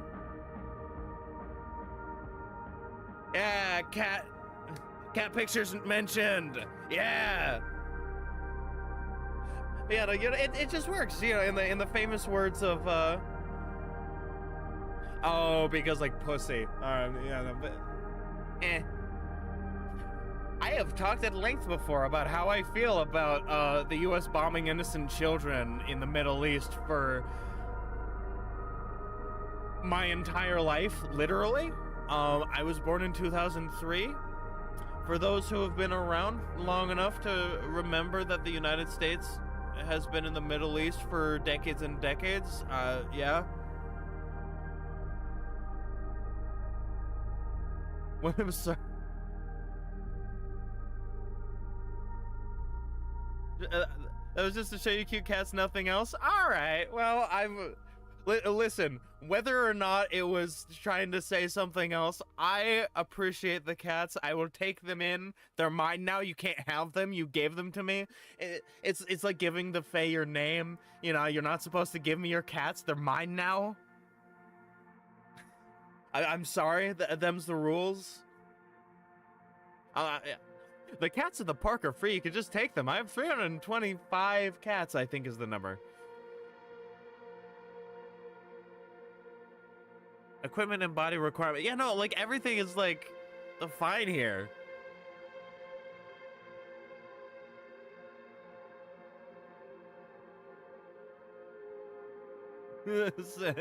Sergeant Jackram's little lads. Hello, my name is Sergeant Jackram, and these are my little lads. I had to go into the action for a little bit. It took me a little. Are you my little lads? The ladies aren't allowed in my little lads because I'm incredibly homosexual. Be gone. You're not allowed in here. The cat distribution system works exactly. I know the rep, it's fun. I need to... Sergeant Jackram. SGT set... Jackram. Sergeant Jackram. Oh, right, Discworld. Why would I assume that anything else would be what you're referencing? If it's not obviously Homestuck, it is probably Discworld. I know you by now, Gremlin. I know you by now. And I have the Discworld novels on my reading list. I will finish them eventually. I need to start reading Guards again. I started reading it.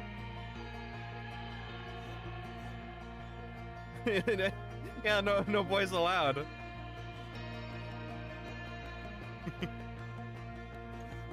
I don't... These are my little lads. Say hello. I will now take a quick look at Clash, which is just one page, and then we will...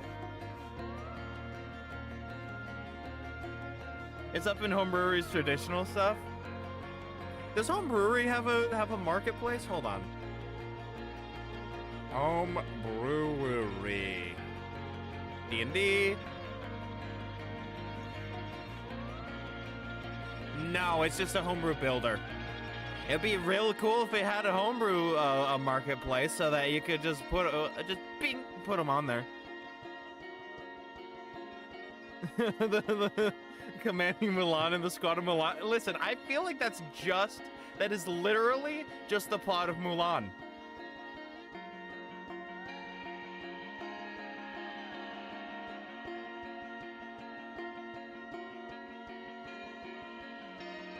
It doesn't, but I don't know how to affiliate myself to get money from it, and who knows, I'll try maybe. Yeah, no, I highly suggest it. A lot of what I'm working on is takes a lot longer because, you know, they're adventures and setting books, and those take years with multiple people, and I am but one silly goober. I got the full outline for the first main quest done, and I'm working on the second one, which is awesome.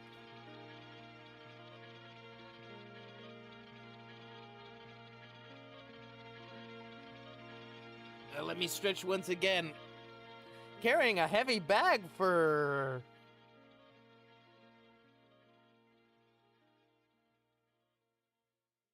Over 3 miles. Definitely way over 3 miles. Because I can walk like 5 kilometers, no problem. Like, yeah, it was something more than that, but, you know, carrying a heavy bag is tiring. Is Mulan if Mulan was East European times like a whole regiment? Oh, neat. You learn something every day. At least I do. I try to. Like I learned, oh, let me pop open the the window real quick. I have a bookmark.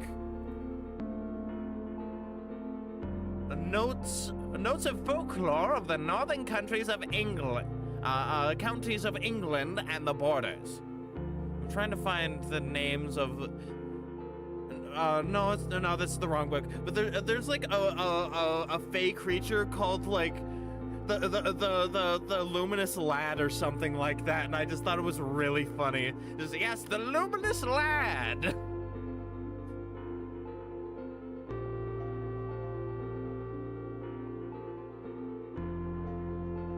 You know what? I'll actually check this out later and then give my feedback. Because it is 2 in the PM for me, and I'd like to actually write some about my setting. I apologize. I will give feedback in the Discord. By the way, if you're interested in stuff like gaming and art and also game development, I do a bunch of other stuff. I am the variety streamer. Yeah, I would very much like a follow. Big thumbs up, ding, like I'm Fallout Boy. Fake fan, I just called boy Fallout Boy. I will now be. They're like 8 Mulans and one's a troll. Yeah, one's a troll. This mainly means she grows moss on the top of her head instead of mainly from the bottom of it. Oh, I see, of course. I love growing moss. Gaining. I said gaming. Yeah, actually, no, I'm gaining on you.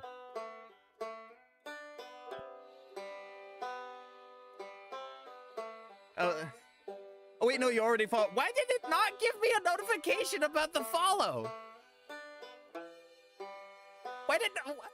Why was I not told that you followed me? Thank you so much. I'm sorry for not noticing. Thank you so much, Nova. The reason I'm this energetic about it is I didn't notice. Thank you.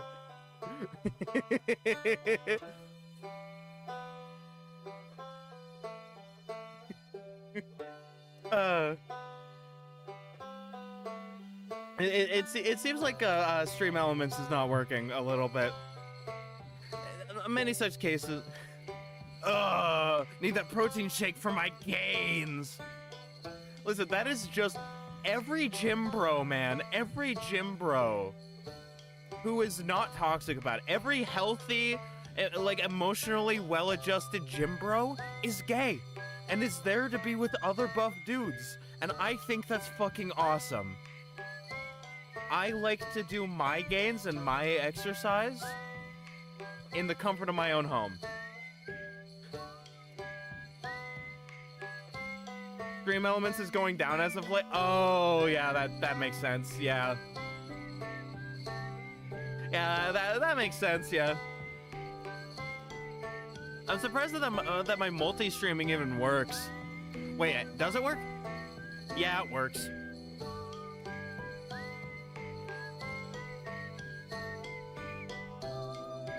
Also a good testosterone supplement. Yeah. Hey, made 6-year. But yeah, so far, like, I'm mainly gonna be focusing, I think, on the red light district. I'm gonna be going, like, bouncing around, because that's just sort of what happens. Like, last time I was trying to,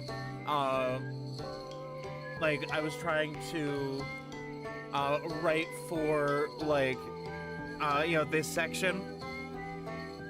Not this section, but I was trying to write for some stuff, and I got distracted.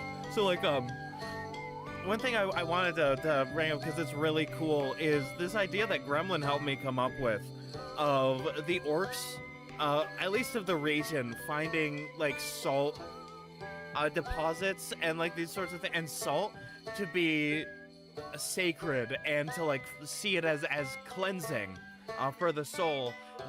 So like warriors, like their warriors will often have salted rations of food, you know, like salted meats, that sort of thing, because the salt is meant to cleanse their spirit of the murder they just did of other people. And they also keep like salt crystals on their person, and keep rings of salt crystals like around their like homes, because they're made from the shed tears of the gods. And that's the idea.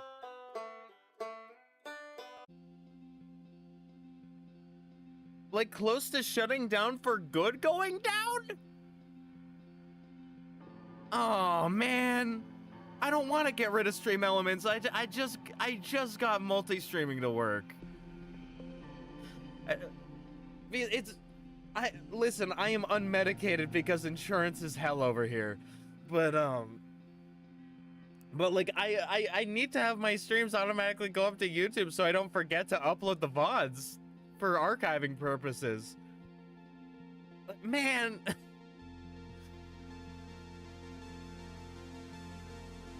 Man, stream elements. My boy. My Babbitt boy, please don't do this to me.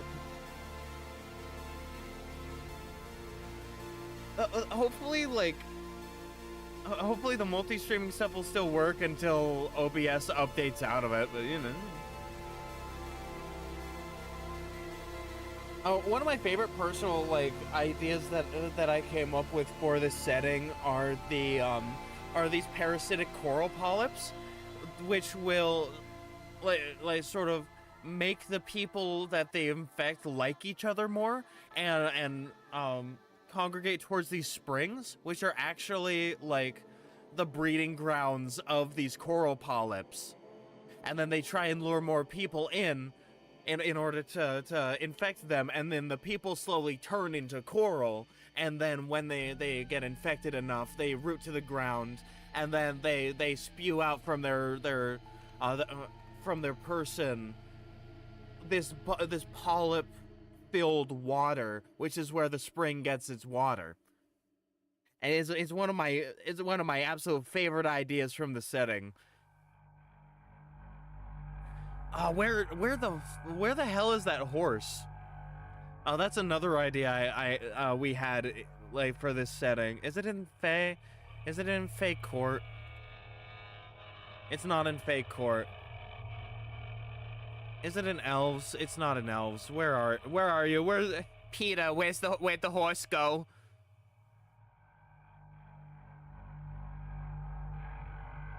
But basically, there's like this horse spirit that really likes to hang around the red light district, who I really enjoy, and I remember writing them down, but they're gone.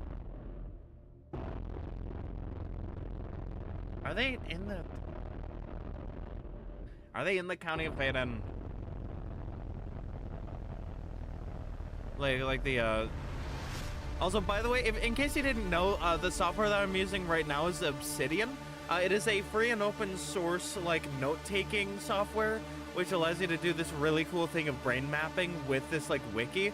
There's another one I've been looking into that my friend suggested to me, but I'm not gonna say what it is until I can attest it's good, because I want to only advertise things that I like. Another thing I like is the elves. The elves are really cool. Because like basically they used to be these like free spirits, right? And by spirits I mean like the manifestation of the breeze on that day, or the smell of summer flowers, or like the buzzing of insects. You know, the spirits of these like little nothings, these little like little bits that you don't notice, but when they're gone, you feel the absence in your life. You know, that sort of thing. And then they were tricked into mortality. And like I think they're really cool. They're really cool. I also really like my dwarves, which have a thing with bells, because like the universe runs on frequency of energy and like the flow of energy, and so they ring certain frequencies of bells to keep the influence of like things like the Feywild and the Shadowfell and other like realities out of their lives. Because, you know, they're very stoic. They're focused on reality, and I think this also makes them like a bit a bit less emotive, because a lot of the emotions are attached to these other realities. But you know, they are focused on the here and the now and practicality, and they can't deal with any of this nonsense. And I really like that feeling from them, because it's like doing something interesting with the idea of dwarves without going too far into it. Like this other setting I had where the dwarves are bugs. The dwarves are bugs. And the reason I did that is because in Old Norse text, like the Eddas, the way they're described is very much like burrowing insects, like the dwarves, which are just the dark elves. And so I was like, all right, so let's do something with that. And then I turn them into bugs. I turn them into beetles. It is telling me ads start in 5 minutes. I just thought you'd like to know.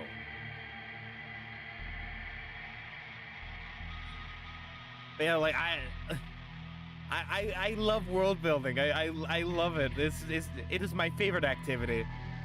Today is Friday. The Jungles gets to world build. It is their favorite activity. But you know, right now we're sort of focusing on the red light district. I have a hard time pronouncing this name properly. But yeah, it's something like Eldar Ulfsrider. Something like that. Again, that like mix of sounds is hard for me to say right now. I will learn. I'm forcing myself to learn. This bitch is my character. And you know, they're sort of that typical like ruthless tyrant, sort of a mobster person that pretends to be this like merchant, this well-to-do merchant. And they always have a wolf next to them, which Ulfsrider is like translates to like wolf rider, and so I was like, you know what, that name is awesome. How about I make them ride a wolf? How about I make it very on the nose? And so now they ride wolves, and I think that's really cool. And I need to figure out the deal about this lady that like they're a rival to, named Valeya. Hey, what you meowing about, miss? Hi, Penelope. Hello, Nenums. How are you? You doing good?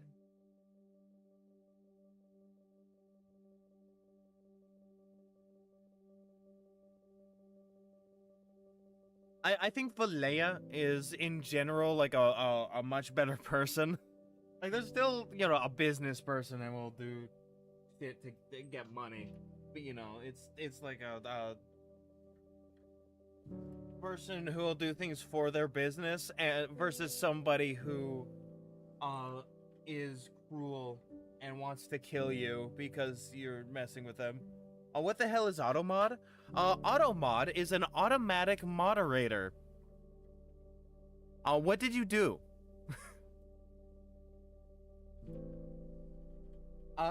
Automod is a thing that Twitch gives automatically to stream. Let me see let me see what you said.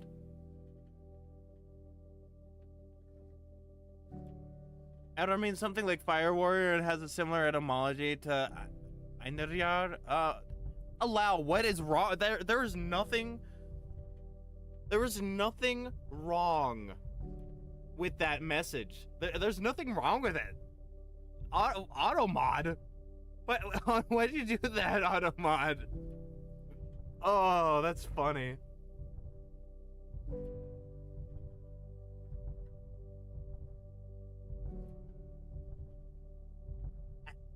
Nanums. Nanums, sweetheart. Don't bat my microphone. Oh, there we go. Resting on my lap. I know it's like 75 degrees out. I know, sweetheart. Ow, your claws are hurting me. I need to use my mouse. She is... So here's what my cat's doing. Here's what my wonderful, beautiful cat is doing. She's wanting my attention, so she bashes her head against my arm. Mwah. Hold on, I will be right back.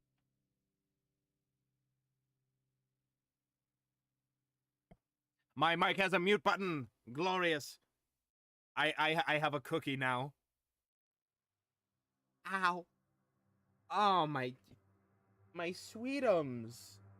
My sweetums, you're hurting me. My best guess is that Einar and other Norse topics have been co-opted by neo-fascist groups. Oh, yeah. Yeah, they also did that for a lot of, just, you know, a lot of European stuff in general. You know, different cultures. Mostly North and Northwestern Europe. They, weirdly enough, usually avoid Spain. Which is like, why do you avoid Spain? Is it because it's too close to Africa and there's like a history of Muslim like occupation of Spain before the Reconquista? And so like these white supremacists see the Spanish as less white, even though white doesn't matter. The only place white really matters is colonial places like the United States of America, where like white is used as the oppressor group in the society, right? In places like Europe, white doesn't matter. It should never matter.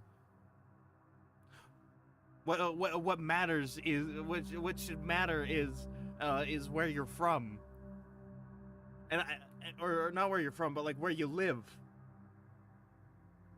I don't know. This might be my, again, American perspective, but like I believe. Oh, also ad break.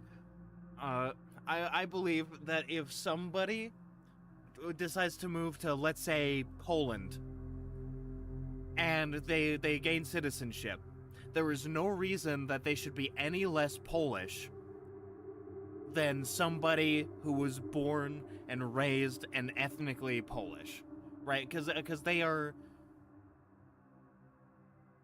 they have decided to become a person of Poland. Let me move away so I can unwrap the plastic wrap on this cookie. I love eating microplastics. They're so yummy. They're my favorite seasoning.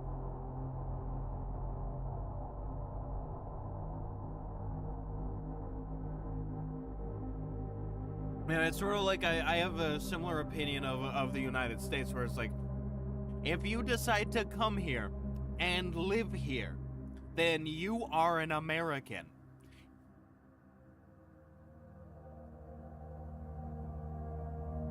And you will continue to be an American for as long as you decide to be here.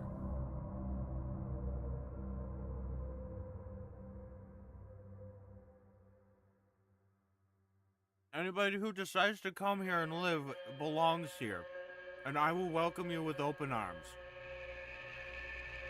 God, this cookie tastes amazing.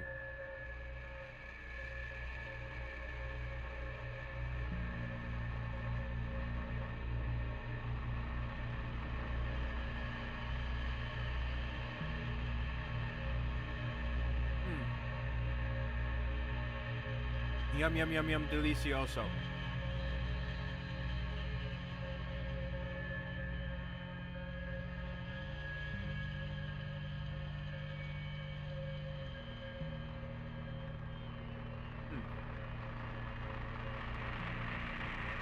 Yeah, and I also think that people who move to a place again, to like live, to live there, to be a part of the place, deserve to have the same access to the place's history as like anybody else.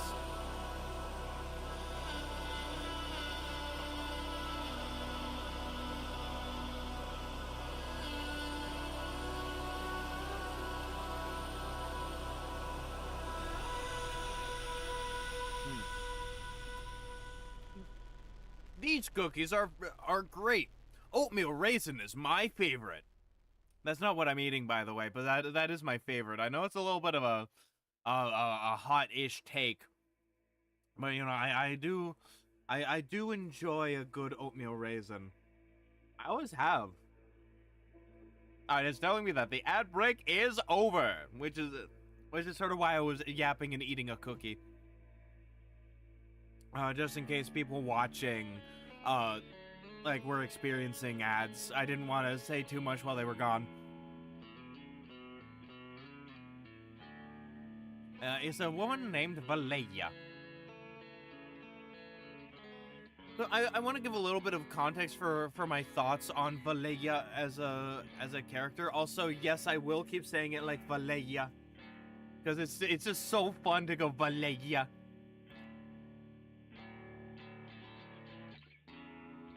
Like, stressing that E is very funny. Or not funny. It feels really nice in the mouth. The way that the way the vibrations flow, like, in the mouth when going Valeria. It's just so good. It feels so right. It tickles my brain.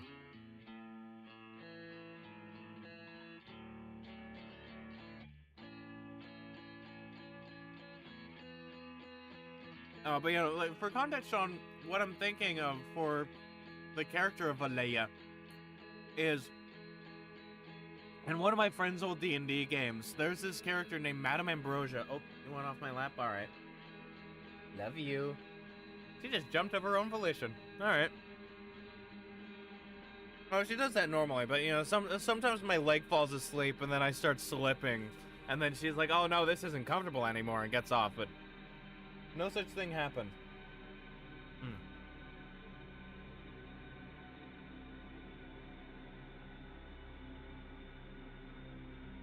And, Madame Ambrosia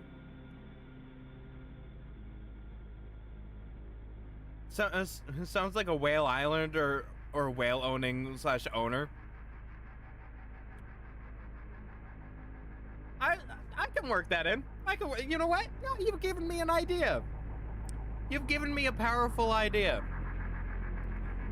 Valeria will be whale themed.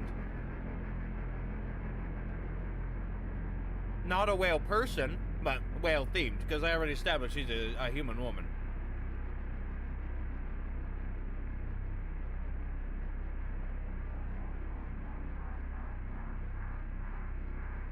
Well, her stuff will be whale themed. Why not? Because I think that's awesome. Also, it makes sense because the red light district is near the docks. Because, like, what better place to have a red light district than where a bunch of workers are coming in and out and are tired at the end of the day and want to drink and, I don't know, are horny.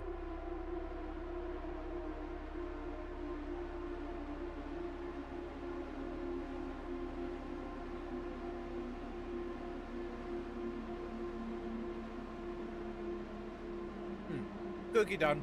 That cookie was the gluttony that is talked about in the Bible.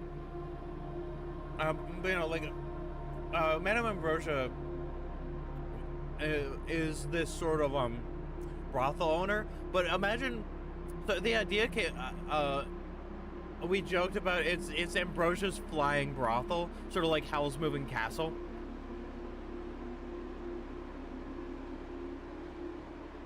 And she was sort of the sugar mama / benefactor / therapist for one of the player characters. And like, she was just generally a good person, but very closed in about herself. So I want to put some of that, like, There's a tradition of whaling in Norway. Makes sense. Look at the North Sea. In fact, my dad had an old tooth from a whale he got from his father or grandfather. Oh, man, a lot of people around the North Sea have a tradition of whaling, and I think that's very cool. I mean, whaling. I mean, I don't think whaling is cool because like whales are incredibly intelligent creatures, and to kill them for specifically their whale oil is horrific, and I think it's good that it's mostly stopped.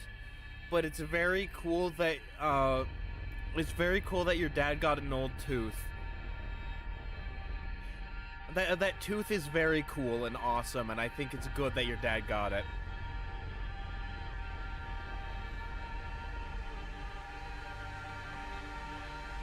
Oh, my water's gone. I was about to take a powerful sippy. I even saw some whale biff on sale in a grocery store recently. Whale biff?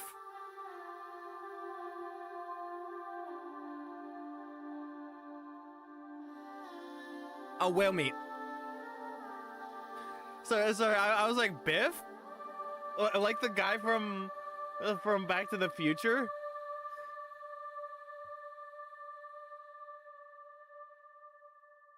Is that reason, why don't you make like a whale and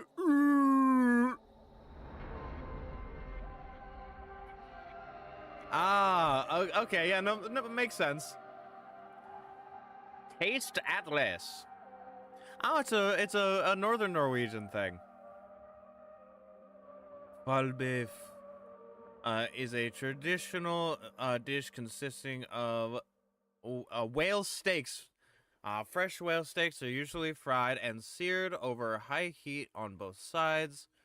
But I guess my main problem with whaling is industrial whaling, because obviously there's a lot of people that hunt whales as a part of their livelihood, and like as a source of actually eating, and that is not something I will. That is something I will never condemn, is people eating to survive. Right? Hunting to survive is a thing that humans have done for as long as humans have been humans. And so, I just have a problem with industrial whaling, where it's needless cruelty for the sake of capital and a single product. You know, it's sort of like how I hate the extermination of the buffalo in the Great Plains, because I have no problem with people hunting buffalo. People have been hunting buffalo for as long as people have been around buffalo. The problem is that they were slaughtering those buffalo in order to starve an entire group of people. The U.S. government was.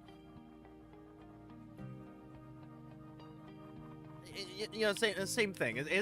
It's the unmatched cruelty versus the a means of survival and relationship within nature. It tastes very irony and is incredibly dark from the blood. You're supposedly supposed to soak it in milk before you cook it, like it's liver or something. Oh, it makes sense. It makes sense. Whales are particularly big animals, very, very big, very meaty animals. That makes sense. Like even the small ones like belugas or narwhals or that sort of thing, or porpoises, like even them, they're still big animals. An obsidian. Valleja is the owner of a very successful brothel. Yeah, she's a brothel owner. That's sort of like, I guess a front, you could say. I guess you could call it a front. But what's interesting about this is I think Valleja is 100% organically grown in terms of like her enterprise. She is not an industry plant. Eldar is an industry plant. The Dawn Society, which for those who don't know, is the secret society in Marrowhurst that's sort of puppeting everything behind the scenes, TM. Put Eldar and his gang, or their gang. I don't know what their gender is, so I'm just gonna say they. And put them in place. And to sort of, create conditions to make everything easier to control, because they want to have control over everything. And naturally butting heads with the previous, big shot in the area, Valleja. And so now there's conflict there. I think that would be a very cool thing for, whatever players that end up playing this. Because, again, this will be publicly released once it's done. And by that I mean the stuff involving Marrowhurst, because I'm going to be doing a bunch of different books talking about different areas, and then eventually doing a big beefy campaign book.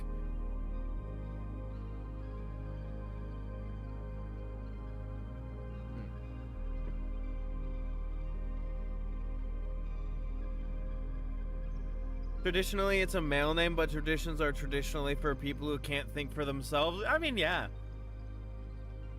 And also, this is a fantasy, setting, and this is a dwarf.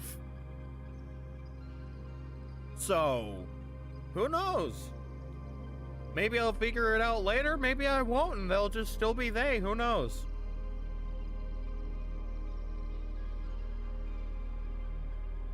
You know, it's a fantasy setting. Why not have a non-binary dwarf who does non-binary wrongs? You know, why not? This setting has a baron who's a lady. Who cares? I'm not exactly going off of real historical tradition with only men can have positions of power. It's a fantasy world. I get to do whatever the hell I want. People can be gay. Who knows? Or not who knows, but who cares?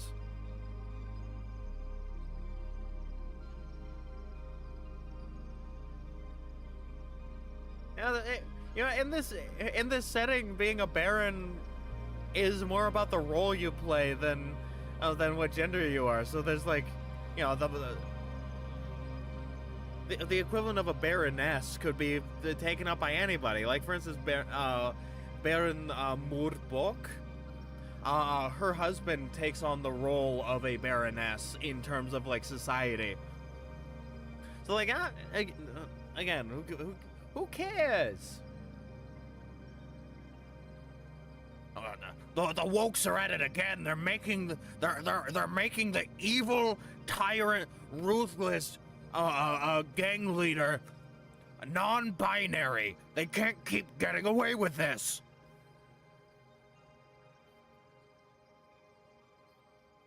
What do you mean they slashed them?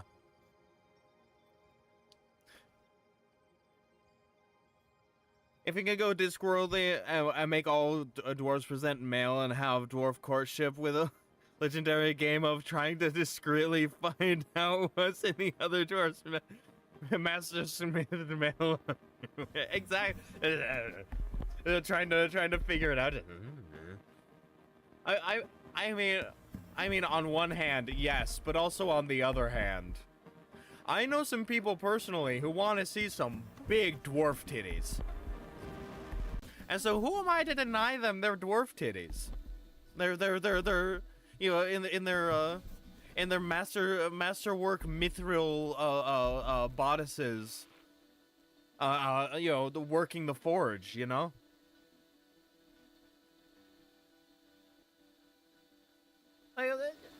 am I to deny titties? I'm already denying people elf titties in my other setting because they're plants and they don't have gender until they're trees. Until they plant into the ground and become trees. Like they don't have gender or sex in any meaningful way. They're just elves. And then by that time, they're trees. What gender are they? Well, do they release pollen or do they make fruit? That's their gender.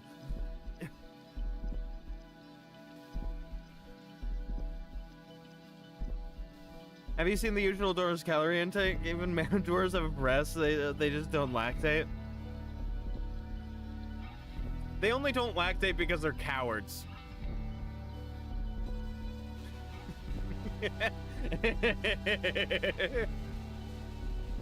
Valea is the owner of a very successful brothel, which is a front for her smuggling operation. Yeah, I think she's a smuggler. Also, of course, I spelled that wrong. Very, very silly and cool and awesome. Like, instead of things like drugs and stuff like that, I think she smuggles weapons. I think she's a weapons smuggler. Weapons smuggling operation. Boom.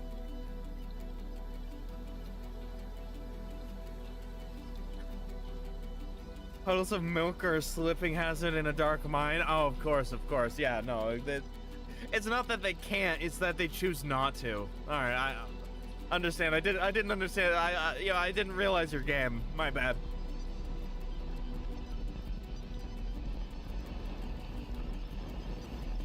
Out front for a weapons smuggling operation. She generally treats her workers very well and often gets them out of bad situations. This does not mean, however, that she is entirely a good person. She, asterisk, is a weapon smuggler. Also, dwarf milk comes out with at least 20% ABV. Exactly. At least, dude. Baby dwarves have to be swaddled in their own beard, and they have to be given at least 20% ABV alcohol, or else they will die. But also, you can't give them too strong, because then that's also bad for them. So it needs to be like 20%.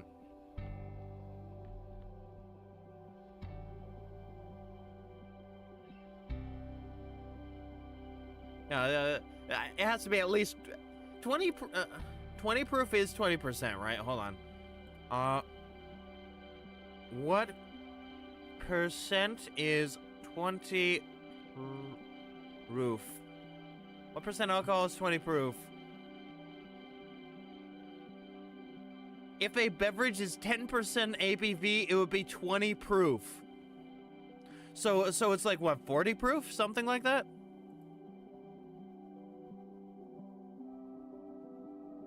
I'm curious to hearing proof numbers for alcohol. But I think it might just be the same, like, measurement, just in different scale. She is a weapons smuggler and will disappear anybody who attempts to get in the way of her operations.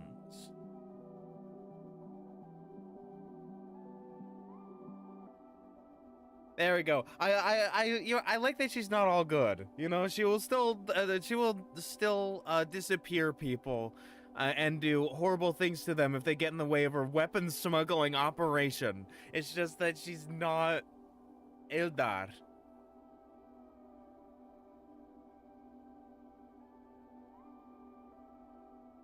You know, she's just not the other person, and that's why I was like, well, I mean, she's not that bad, but no, she still kills and everything. She's still not great, but you know, she generally treats her workers well.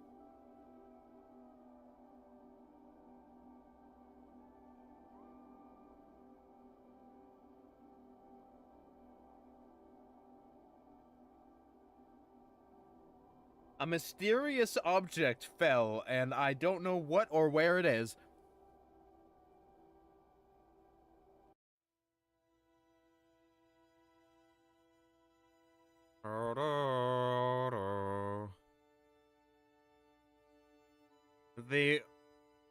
Let me add a link so I can try and find it again. Is it in Thief Takers? Hold on.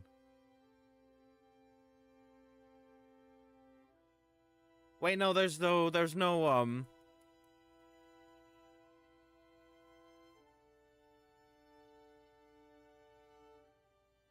Marrowhurst guards have been tasked with shutting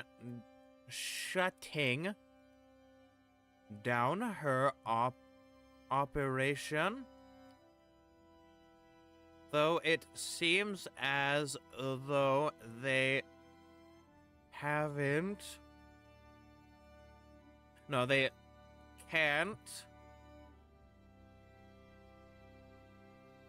Or more accurately, won't. Because I think that's interesting.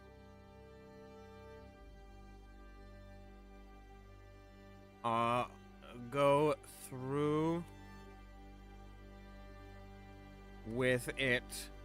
Perhaps they are being paid off. There we go. Yeah, say perhaps they've been paid off. You know, maybe or maybe not.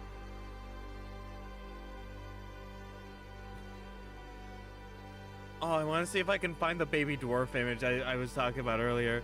Baby dwarf.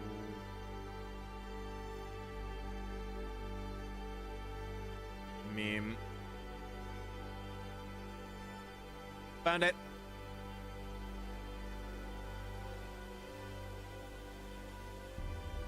I am putting this, you know what? I'm putting this in tabletop chat. Also, I didn't notice the meme chat. I'll turn when my crushes are dating each other. I didn't see that.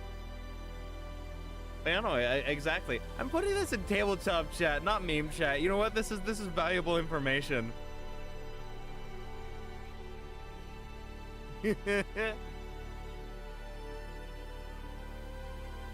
Dwarven baby formula. The alcohol content should be kept relatively mild.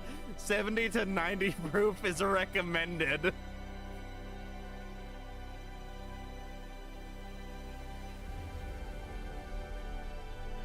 I erase your memory of that song.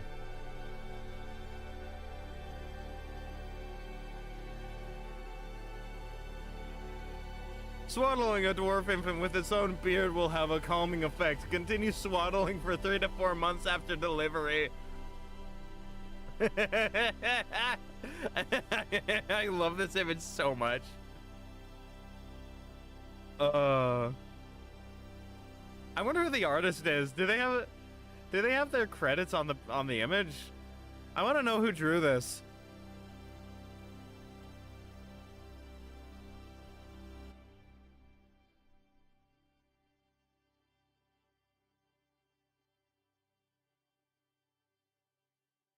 You know, I need to find the artist.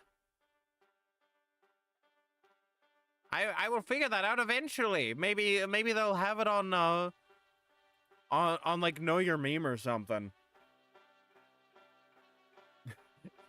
Human babies, wah. Also, as the baby grows larger, it's generally recommended best practice to begin to before feeding it to your baby. Exactly.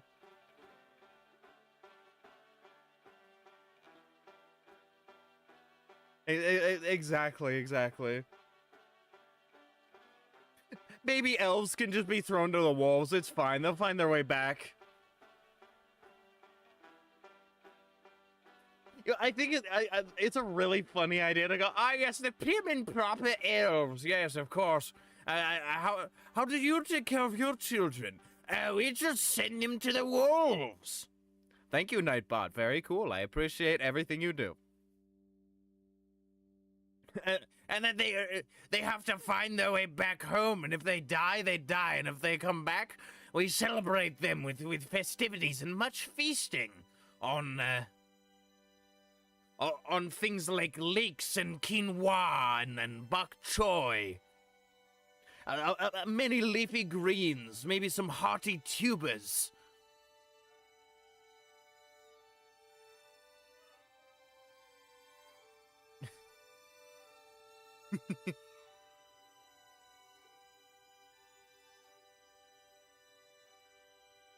Perhaps they are being paid off. Valia is responsible for arming. Let me add a very interesting link some of you have not seen before because you're new. The City Rebels, because there's a whole like rebel thing going on in the Barony of Hartford, which Marrowhurst is within, and so there's a subsection known as the City Rebels, and I think Valia is arming them, which is not a bad thing. You know, I find rebelling in the right circumstance, outright rebellion with violence as needed, can be a good thing. Remember, violence is not the answer. It is a question that you have to answer for yourself. It is something you have to weigh in your mind before engaging in. Sometimes the answer is yes, and sometimes it is no. It is something you need to carefully weigh. You know, it's something you have to consider.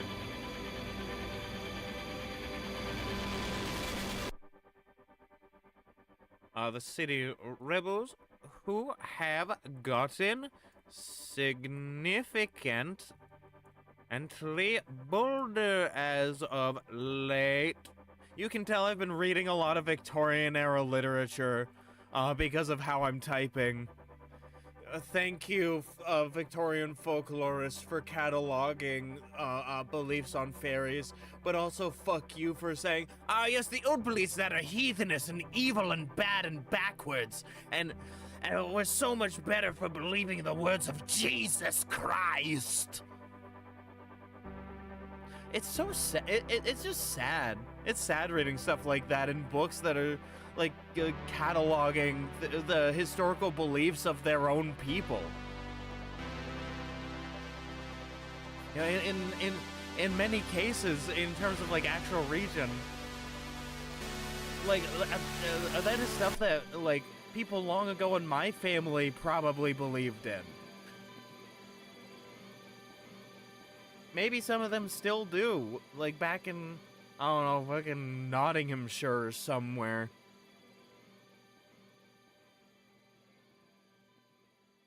And, but it's like, you know, it's also interesting to see that sort of belief of their own, like, old beliefs, and seeing a similar attitude to other people's.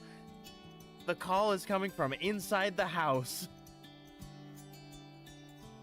The heathenish, non-Christian beliefs, you know, it's so much better that we don't engage in Yuletide revelry in the same way, or that we don't believe in the bird song or the ebbing of the tide or the phases of the moon. We are not to carol or dance or sing or drink during these These times of festivity, we're not allowed to have any fun.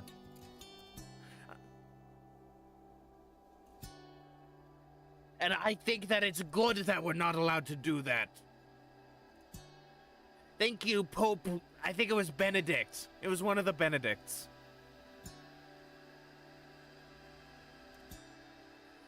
No fun whatsoever. You're not allowed. Fuck you. And then, you know, they just...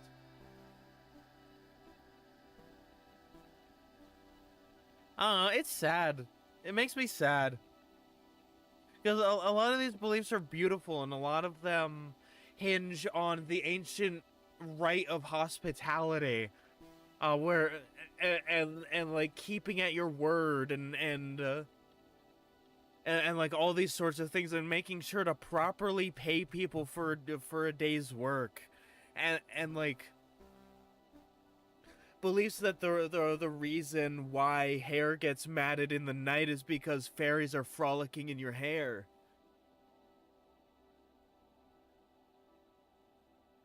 Oh, let me stretch a bit. And they're like, no, don't believe in this. Believe in the church only.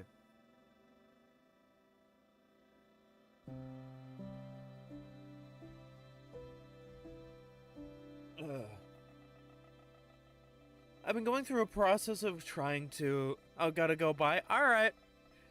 Thank you so much for coming by. I'm assuming you're going to work, which is why you're leaving. And if so, have a good day at work. Make sure to be safe. Don't get into a car accident. Sorry for being tired. Once again. You know, there is a level of sadness that I feel when looking at all this and trying to sort of, I guess, in a you can't make me. Shows you a job application. I'm gonna show you the scariest thing known to man: a job.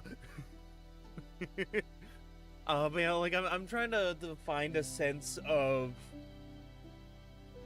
cultural identity in a similar way to Tolkien, with like the Lord of the Rings, you know, something that is free from the history of colonialism, and you know, seeing that what, you know, the English and the Americans and like all these other empires have done, and seeing that it happened to them in the past, and that's where they learned it from, is deeply tragic.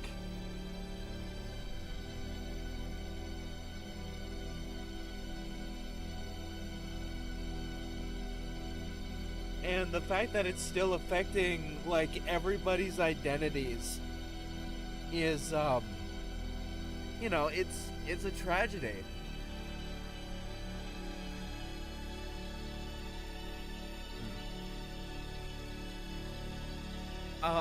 My throat is starting to get sore, so I will, give me just a moment, put on the BRB text. So I will be back. I'm gonna get water. Maybe sit back, get, you know, maybe get up, get a snack, get a drink, maybe sit back, enjoy the music. I will be back shortly.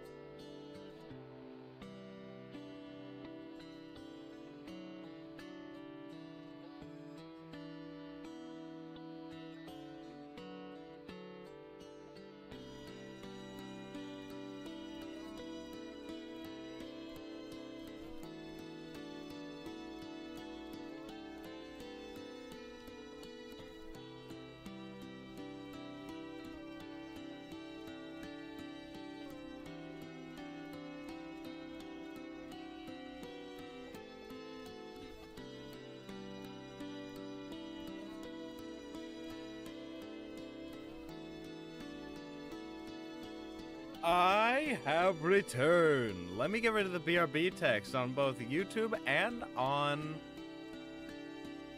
on Twitch. There we go. Hi, I'm back. With a full 2 liters of water, you know, 34 fluid ounces. How is everybody? I am doing pretty good. I was about to apologize for crying, but then I realized, nah, man, I'm here to support crying. I'm a tear supporter. Let that shit out, man. It's okay.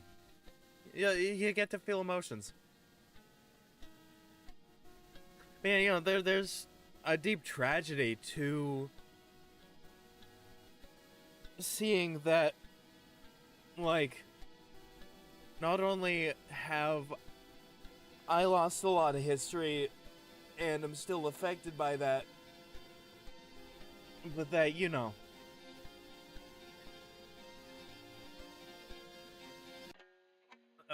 my people went out and did the exact same thing to others, perpetuating the cycle of pain and suffering.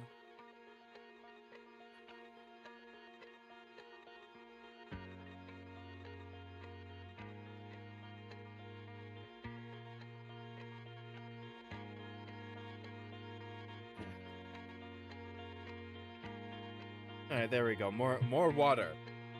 Delicioso.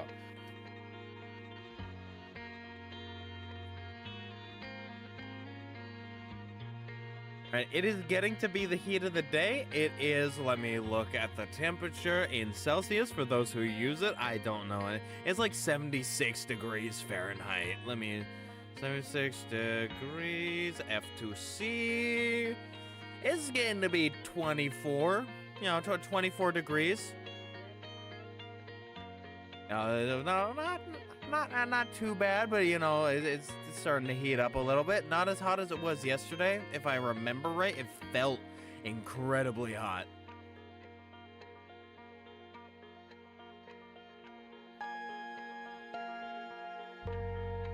But, you know, and I guess part of like writing this setting and wanting to do research is sort of trying to come to terms with that in a similar way to how Tolkien did, of like trying to create a fantasy.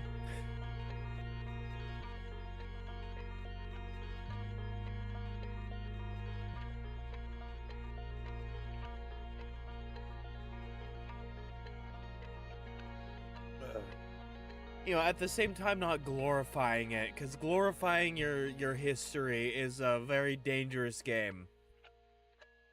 It's very dangerous to glorify all of your history, including the bad things that have been done.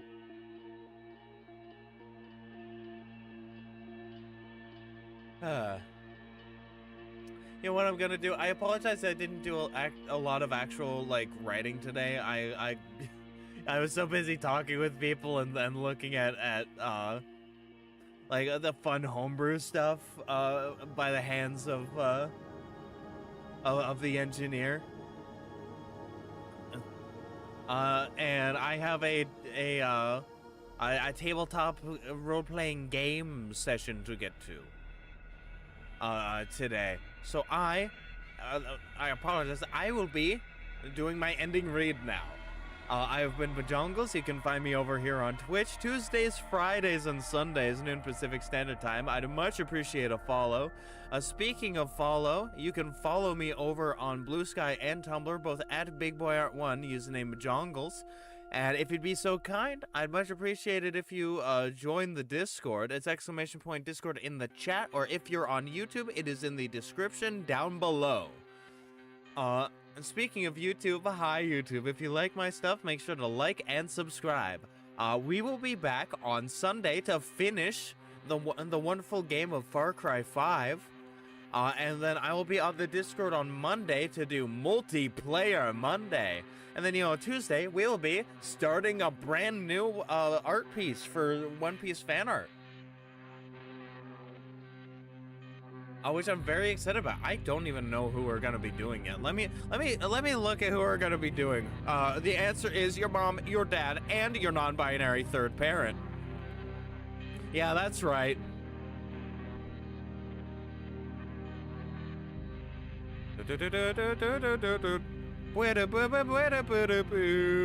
Ooh, you look like just like Buddy Holly. Oh, and Mary Tyler Moore.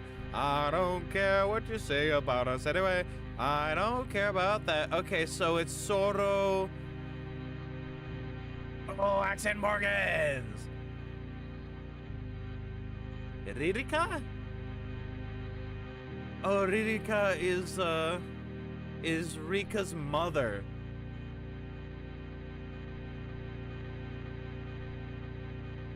Ririka, Rokaku, Ukari. Who's Rokaku? Oh, Rokaku is the Marine guy. He's the awesome and cool Marine guy. That's like, you are clearly not a friend of Monkey D. Luffy. You can join the Marines. But yeah, no. And then on Friday, which I know I'm announcing way ahead of time, next week. Next week we will be doing some awesome clown game concept art stuff. I'd like to continue working on like designing the basics of the levels, because I think that's awesome and cool. And so, like I said, with that, it's been a wonderful time. I will catch you all on the flip-flop. Bye-bye.